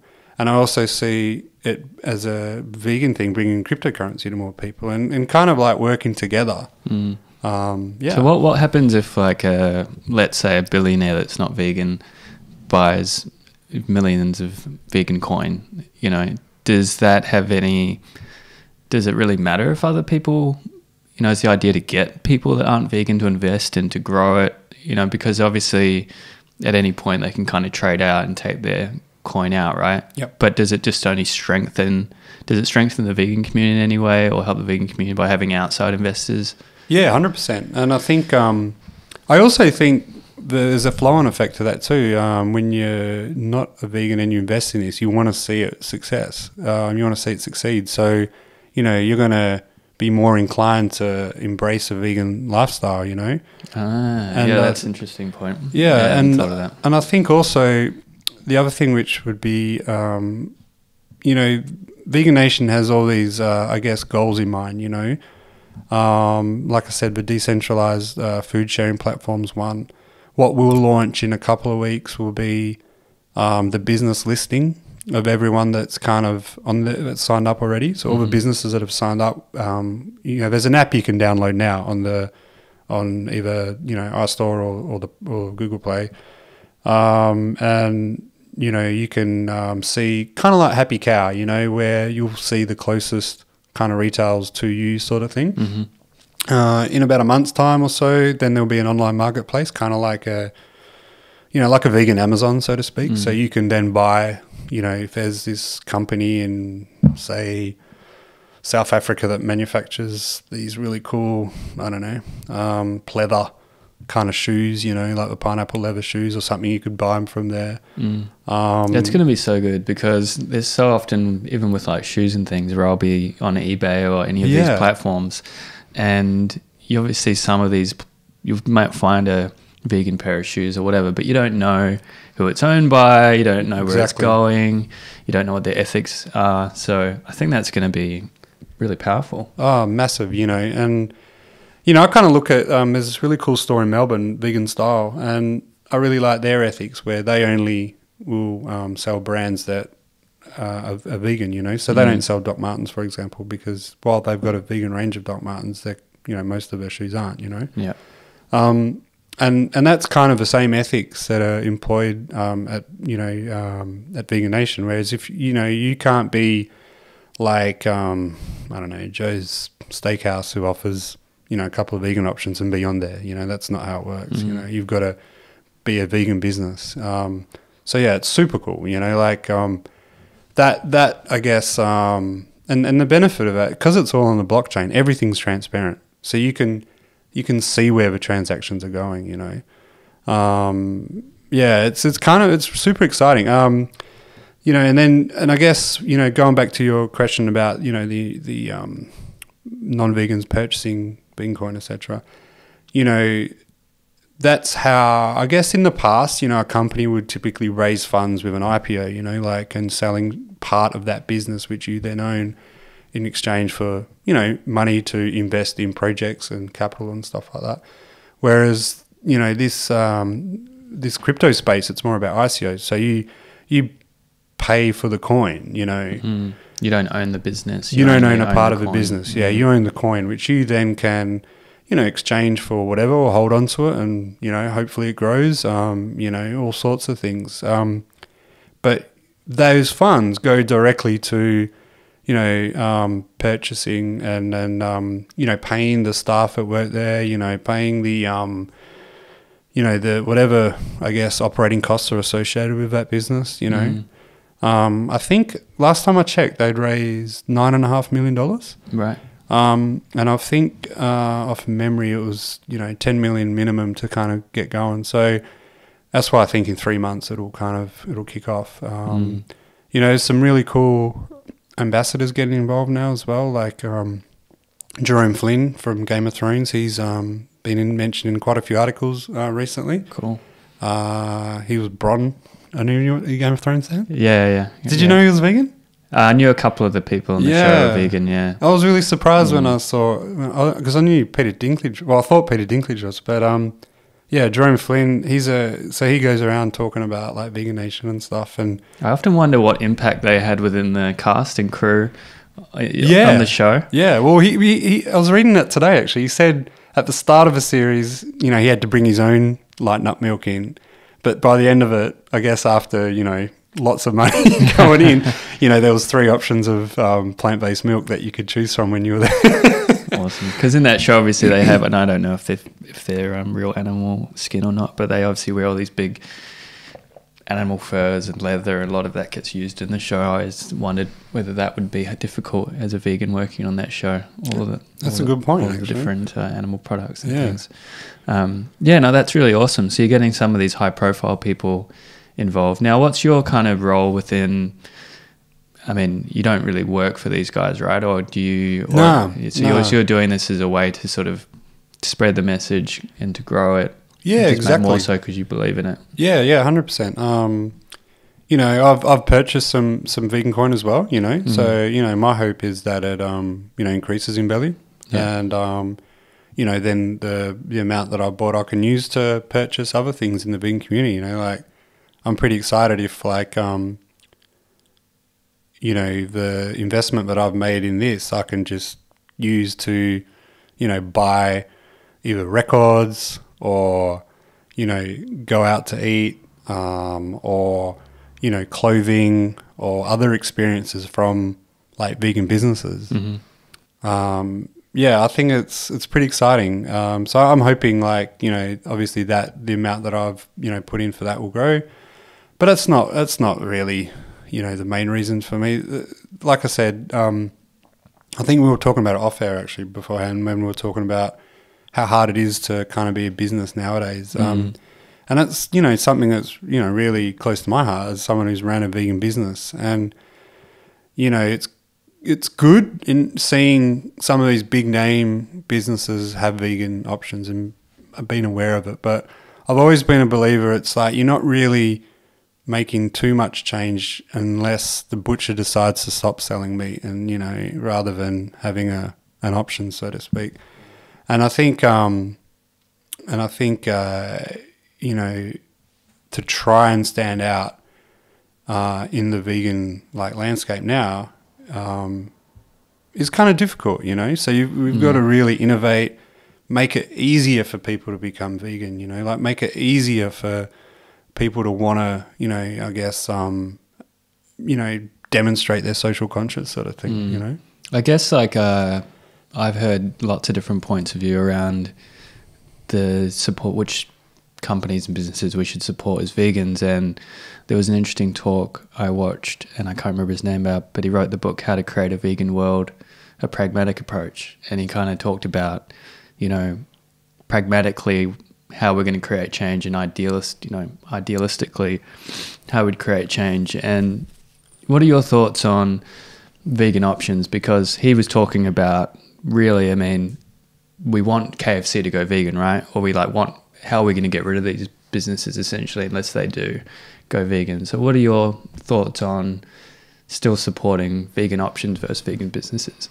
How do you reconcile those two things? Yeah, it's a really good question. I think and I think the key there is like knowing, like having a concept of idealism versus having a pragmatic approach, you know, because ideally, you know, they wouldn't exist in the first place, right? But they do. As far as supporting them, I guess, you know, again, and I'm very biased in this I guess topic, because I'm an ex-vegan small business owner, you know, so I would much rather people vote with their dollar and come to my business or another vegan business, because that business owner is in it for a different reason than the franchise owner at KFC, you know. But I also appreciate, like, there's not a vegan business on every corner, you know. And I think from a pragmatic point of view, I think, you know, if we're talking specifically food and, you know, you're hungry, you haven't prepared yourself for the day, so you haven't got your great little box of whatever that you've, you know, like quinoa salad or something that you've made from home, and you've got a few dollars and you're so hungry and there's a Hungry Jack's there or something, and, you know, if you have to get the vegan Whopper, so be it, you know. Okay. I don't think, what I don't like personally is then seeing everyone broadcasting how amazing it is, because it ain't, for a start. It's shit. Like, make no bones about it. Like, I've eaten the the vegan cheeseburger from Hungry Jack's, and I don't think it's very great at all. It's kind of cool that it's an option, but I don't know. I don't think broadcasting how it's so great is a great thing on social media, you know. Broadcast the vegan place that's made their own burger, you know. I guess like one perspective that I heard from an activist, I won't name who, but they made the point that really we all have our own, you know, ideas of what's right or wrong within this, but ultimately it comes down to what's best for the animals. So if KFC going vegan saves, or was to spare X million amount of animals because they introduce a particular option that takes away a different option, then over time that would really help the maximum amount of animals. So I totally understand what you're saying, and I think, yeah, it seems like a balance, right? I mean, it's up to the individual, the reasons why or what they want to support, but ultimately I guess vegan businesses struggle in comparison to a lot of these big businesses. Yeah. So what you're saying is like promote the vegan businesses for sure, like put them out there, make sure you're promoting them, if not exclusively, as well as some of these other places that you go to. Yeah, 100%. And I guess, again, that's the beauty of the VeganNation side of things. You know, it's not just like a cryptocurrency, you know, there's an ecosystem there. So there's an app, you can download it now. You can post recipes, you know, you can share events. So if you're having a food sharing event, you can post that on there. You can just do regular posts like, here's a photo of, you know, this vegan burger from Loving Hut or something like that. And, you know, I think promoting, you know, as that builds, it'll kind of promote itself, you know, where the vegan businesses, it is a tricky one, like, because, you know, part of me thinks, how do you get outside the bubble, you know? And that's when, you know, the KFC vegan option is good, because like bringing someone in, right? Yeah, exactly. And I think, you know, where I see like the VeganNation app being super powerful is it empowers existing vegans, but I also think it will make it easier for, you know, potential vegans, if you like, to get on board, you know, because they can see where to get stuff. You know, they can try something. And I also believe, you know, not being subjected to some of the, I guess, trolling, for want of a better word, like in traditional social media, you know, platforms. Like, shit, you just got to, you know, someone posts a vegan article about anything and you see all the, you know, people just say stupid things. You know, I think because obviously, you know, that's not what's going to happen. Well, I can't see that happening on the VeganNation app. I really can't. So I think having a more, how would I say, approachable environment. I don't know if approachable is the right word, but I guess more safe and inclusive. Well, that's what I was going to say. More like a safe space. Yeah. Okay. And so, what are the downsides of crypto? Are there any downsides to it that you'd want to be, I don't know, discuss or be open about? Maybe because of its where it's at in its process and development, or is it something that you'd want to touch on? Yeah, I think, and again, it depends on where you're coming from. You know, if you're coming to crypto from an investment point of view, like your prime goal is to, you know, get a better return on what you put in, there's risk associated with it. There's no doubt about that. You know, like whilst the coin launches at 50 cents, the reality is there's no guarantee it's going to, it won't be 50 cents in a week's time. It'll either be more or less, you know. Okay. Nothing seems to stay stable really, exactly, if you know what I mean. So yeah, there is a risk element, you know. On saying that, when I look at like all the other kind of cryptocurrencies around, there's nothing that's really poised, especially at ICO stage, you know, because, you know, that's the time you can kind of like, you know, purchase something that it's, you know, in theory, like probably its cheapest price, you know. But there's nothing poised to, I guess, increase in value like vegan coin, because the ingredients, if you like, for a successful cryptocurrency alone, let alone anything about the ethics, right? The ingredients are there where you've got a community, it's already established. You're not trying to build a community. And we're pretty well connected as well. That's another important part. Connected in a decentralized way. It's crazy. Like, it's really is a perfect match. But, you know, if you are looking, you know, to use it as an investment sort of portfolio, then there is risk associated with that. But, you know, what I would strongly recommend anyone to do is to really learn more about like blockchain, how the technology behind all the cryptocurrencies and how that works, you know.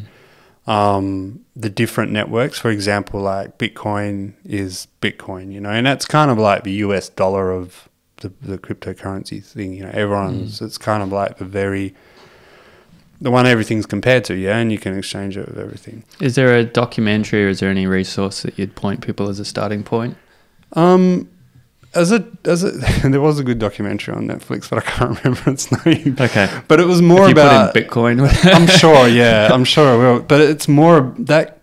I think that's a great lead-in, you know, because that kind of shows you where it came from and what it's about. But really, what I'd suggest, and this is just me personally, I like to know how things work, you know. So I went on edX.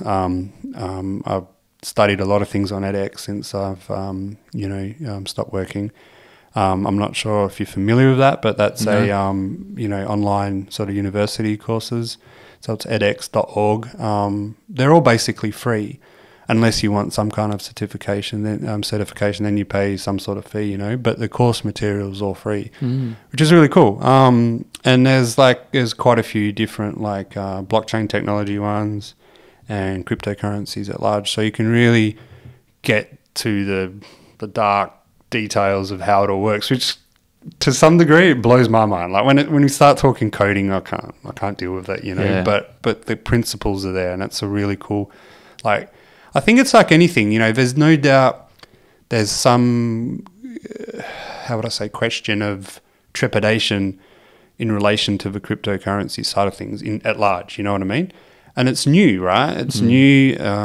People don't know everything about it, you know.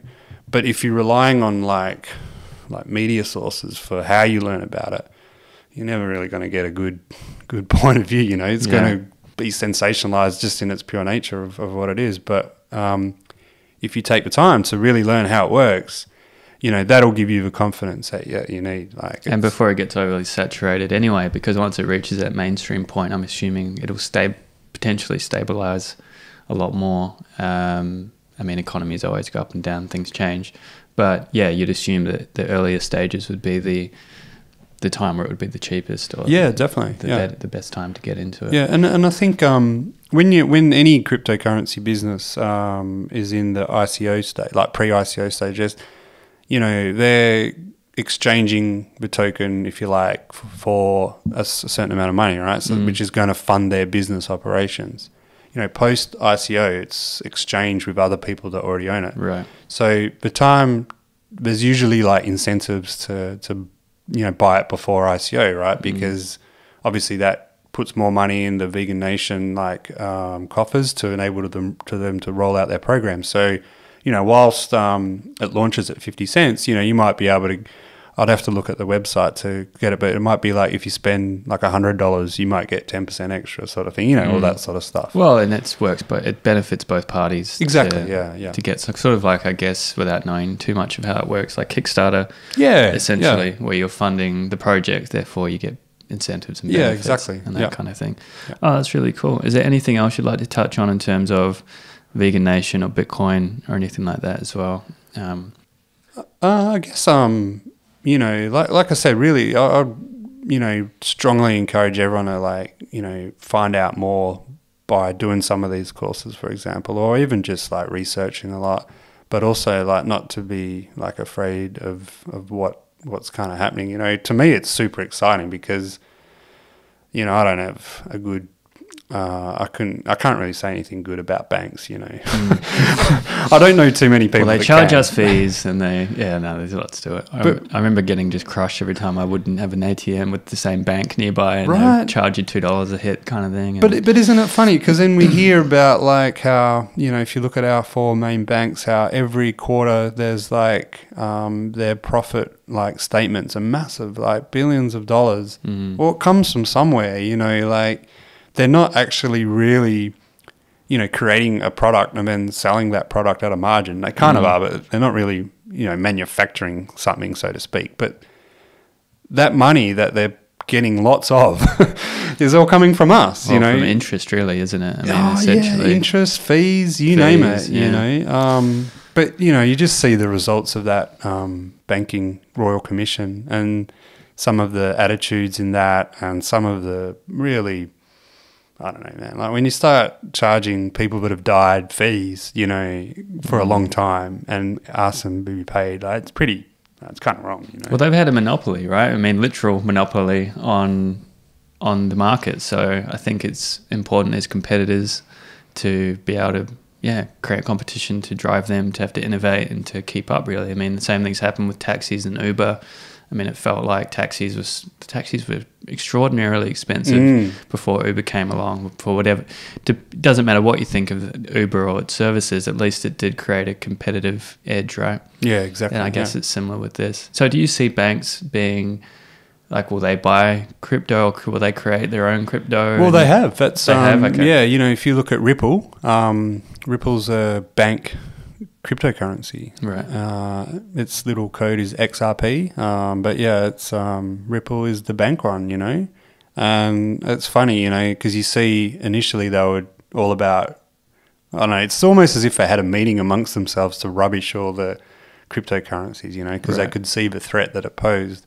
And then at the same time, they're like, you know, creating their own version. Like, that'll never take off. Yeah, check this by the one way, out. Can we start one of those? Yeah. So yeah, they got their toes in there. They're in there. Yeah. It's interesting. Ripple's a really interesting one because it kind of goes against everything that the movement, if you like, started with the whole Bitcoin side of things. But yeah, it'll be interesting to see how it kind of all pans out. I think there'll be definitely a form of consolidation in relation to all the different cryptocurrencies. And I actually think it's very similar to like, and we've probably already gone through it, to be honest, but like it seems to be very reminiscent of like the tech sort of bubble in the 2000s, I guess, or was it 2000s?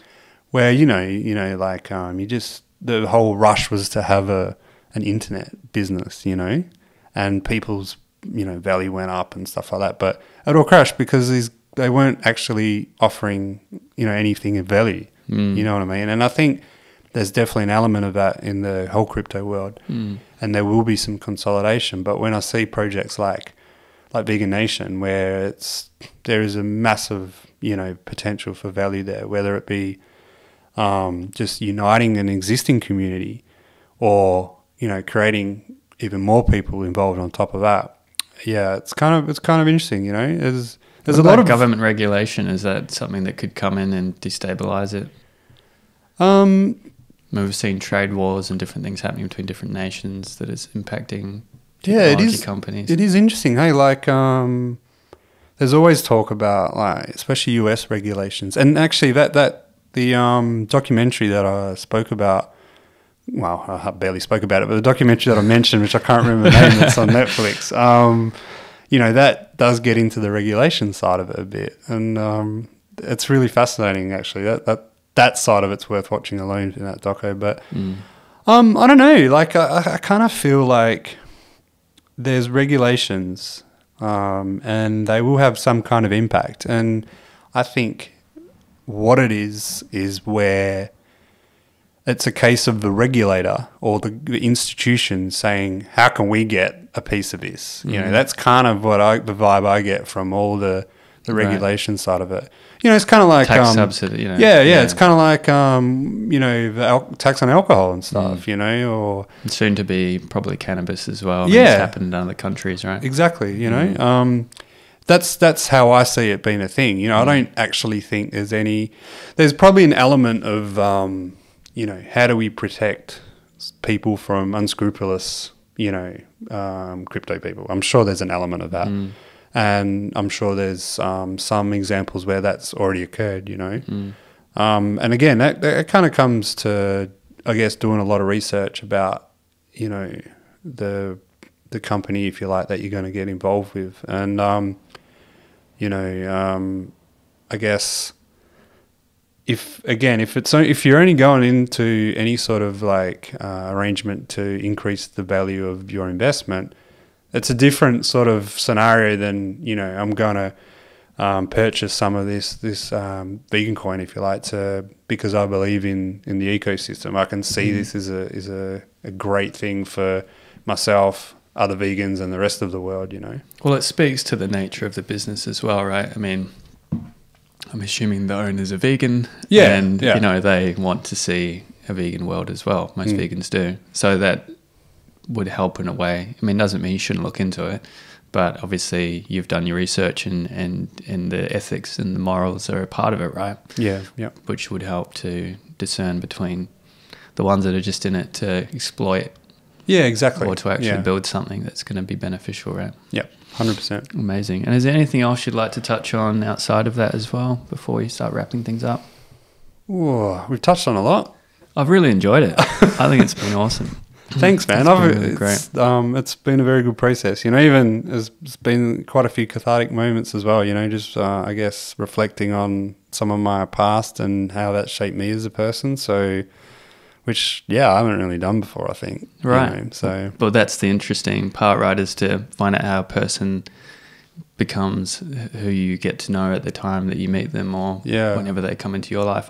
You and I have never had the opportunity really to sit down and have a chat like this. Nah, not really. It was either you behind the desk at Rhubarb Records or me behind the kitchen at Roark. That's right. But always felt like, I've always appreciated what you've done within the community. And really, I mean, I'm not sure if I was even vegan when we first met. I'm not too sure. Maybe I was, maybe I wasn't. But definitely a really great entry point into the community with what you've done. So thank you for what you've done for the community. Another thing actually I might ask about is some of the volunteering that I've seen that you've done as well. Oh, yeah. So I've seen that you sometimes volunteer at some of the sanctuaries. Yeah. As well. And I've always seen you at like the vegan fairs or festivals helping out. So is that something that you something you enjoy doing? And yeah, I really do actually. I couldn't do it yesterday. On Wednesday.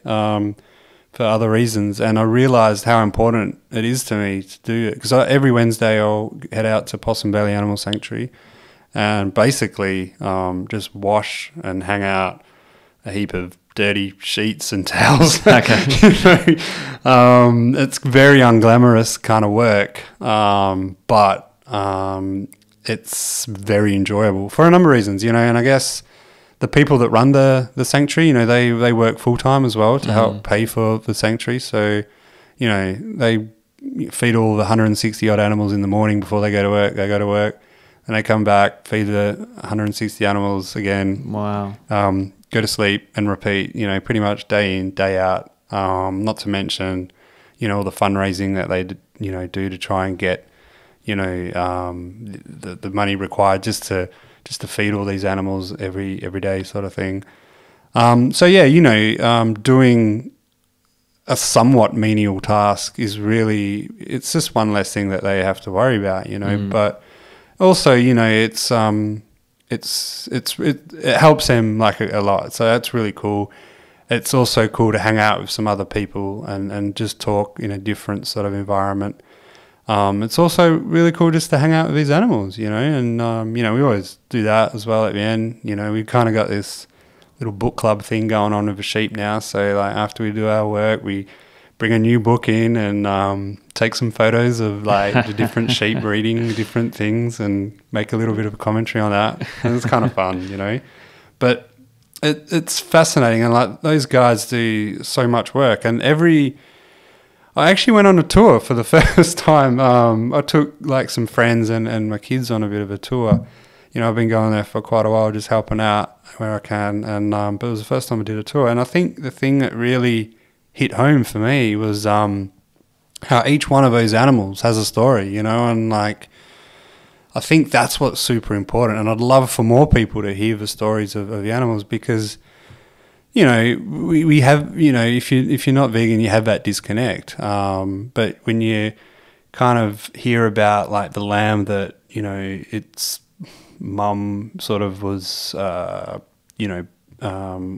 lambed early or whatever, left in a paddock because the owner of that farm didn't want to deal with it. Someone found it and then said, look, can you do something with this? And then they, that living creature has had a second chance at life, and I guess that's something I can super relate to, like, that's me every day, every day I wake up, I'm that animal that's been given a second chance, and yeah, it's just powerful stuff, man, and they're so intelligent, like that's the amazing thing, it's one of the most rewarding things I think I've ever done, initially, it was just to help some people out, because they work hard, they do some great things. But I really noticed, like this week, how much it has had an impact on me when I wasn't able to do it. It's only that thing when you don't get to do it, and it makes sense, right? You think, oh, I'm not doing that today. I don't get to spend that time. Doing that, and I think the just service in general, being of service to others and helping others it's a big part of fulfillment, right? In general, in life. So what are some of the animals? I know we're not allowed to pick favorites, but what's particular? Are there any particular animals at Possum Valley that you really enjoy? Like, for instance, I really like the alpacas. Yeah, they're good. I'd never spent any time around them, so it was just fascinating from that perspective. But are there any animals that are there in particular that you really connect with? Yeah, Timmy, one of the sheep. He's a legend. He as soon as you start patting him, he just wants more. He'll kind of like rub up against the gates and like scratch himself like along his back, sort of thing. And then, but you start patting him and he just loves it. And when you stop, he'll put his little leg up to kind of like say no, keep patting me. And then if you don't pat him, he'll sort of like. It's so funny to watch. I've actually got a clip of it. I should share it somehow. You mentioned show notes. I'll have to put it on. Yeah. And he'll back up a bit as if he's ready to ram you. Right. And he'll run. and just stop. And like, it's so funny. It's such like this passive aggressive way of saying, pat me. And I suppose people don't really know that, do they? These animals have so many similarities to, the animals that people live with and enjoy spending time with. It's just so interesting how we don't put them into the same category of them enjoying cuddles or pats, and if they don't, that's fine. Like, they're not, some of them have good reason for not trusting humans. But isn't it amazing that they can, after all they've been through, still find it in their hearts to forgive us and it's amazing to trust us? It is absolutely amazing, and that's one thing you notice at that place is how, like, obviously after a while they get used to people. Not everyone though, like you said, and there's a couple of goats that won't come near you, and if you kind of like even just sort of walk that way, they'll run away kind of thing, And who knows like what the experiences they've had, but like you said, there's still that ability to forgive the atrocities that the other humans are causing and show love to the people that are showing them love, I mean, moving away from you is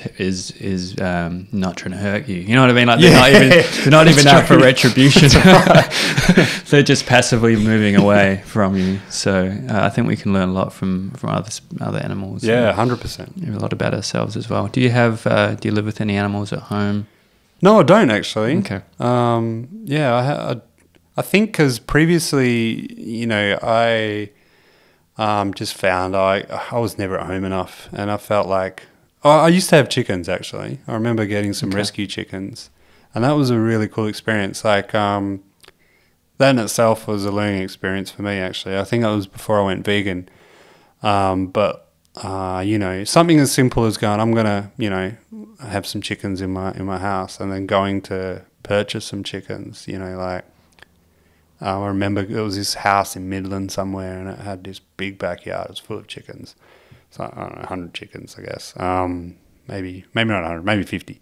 Anyway, afterwards, and I purchased like 2 chickens. What hit me is like, well, there's 50 chickens there. Where's the boy chickens? You know what I mean? Mm-hmm. Like, and that's where did those chickens come from? They may have come from farms, factory farms. Yeah, and I was just like, this isn't good, The good part of it was at one point someone had a rescue chicken that had been in a battery farm, and we were able to kind of like bring that in and associate it with the other chickens that hadn't. And what was really cool, one of the coolest things was watching that particular like battery chicken like have a dust bath for its first time. You could see it kind of observing the other guys, and they're like, what are they doing? Because it's obviously been in this cramped condition all its life.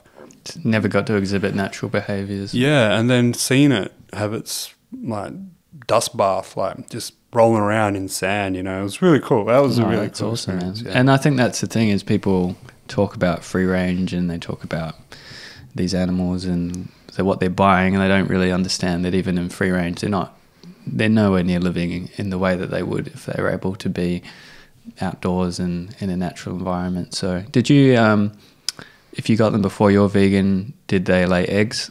Yeah. And so what did you do in that instance? Was that a transitional thing? Because people will bring up the backyard egg.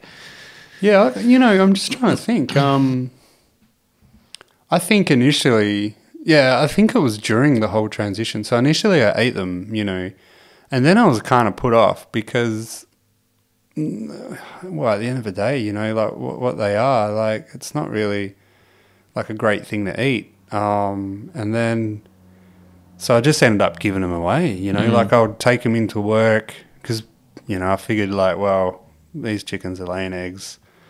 People are going to either buy them from the store or not. So I just gave them to people at work, But yeah, it is an interesting thing, the backyard chickens. What I always, from what I understand, is you can feed the eggs back to the chickens and they can regain the nutrients that they've lost. Did they ever eat any of the eggs, or did you ever feed them back? No, I've heard. Yeah, so it's news to me. I heard they can eat the shells, but I didn't realise they eat the complete egg. Wow. Yeah, Okay. apparently so. So I've never had chickens at home or anything. That's just what I've been told by other people that have.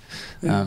But yeah, okay, really interesting journey that you've had. And so, what's next? What's coming up? What have you got going on at the moment? Well, obviously the VeganNation thing is something I'm pretty keen to sort of make happen. And I guess locally, I want to start like getting more of the Perth vegan businesses together, have some regular meetups, share the different tools that we can use to grow the businesses that they have. Like I think there's, just from my own point of view, there's certain bits of software like, Asana is a really cool, free project management kind of tool. There's another one like for recipe costing, which is a pretty cheap sort of tool called Get Fill It. So they're kind of cool things. So I think what I envisage happening is having these regular sort of like meetups and like I guess providing a networking session. Sharing like a tool that can help like business, and maybe introduce like a supplier that can like, for example, if there's, 10 cafes, or no, there's not 10 vegan cafes in Perth, but you know what I mean? There will be soon. There will be soon. But, like a supplier that might be able to help them in some respect. Plus, like an opportunity for each business there to present on what they do, I guess, because, it kind of goes back to what I was saying about everyone, operating in silos, and, VeganNation's a great way to, I guess, unify it on a like larger sort of worldwide scale. But I also think there's some, one-on-one kind of meetups, or not one-on-one, but like smaller group sort of meetups that we can do at a local level that help, these businesses sort of be successful. And it's one of those things, like who closed the other week? Swan Valley Cafe, Right. Regardless of why or what, everyone's got different reasons why they close. But, that's the reality of that. That's one less option for people, And that area as well. I mean, I'm assuming that area probably doesn't have a lot of different options if you're living out in that way. I don't think so. Hey, like a lot of wine. Yeah. And unfortunately, cheese and honey, that kind of thing. But yeah, I really look forward to seeing how that plays out. I'm going to have a look more into VeganNation. I've downloaded the app. I've had a bit of a look at it, but I look forward to probably buying a few Bitcoin on there, a few vegan coin. Well, thank you so much for joining me on the podcast. I've really enjoyed it. If there's nothing else you'd like to add, I think we'll wrap it up there. Yeah, I just want to say thanks for the opportunity, mate. It was like a really amazing experience, and thank you for I guess taking the time out of your day to make this happen. No worries at all. All right, well, thank you, Scott.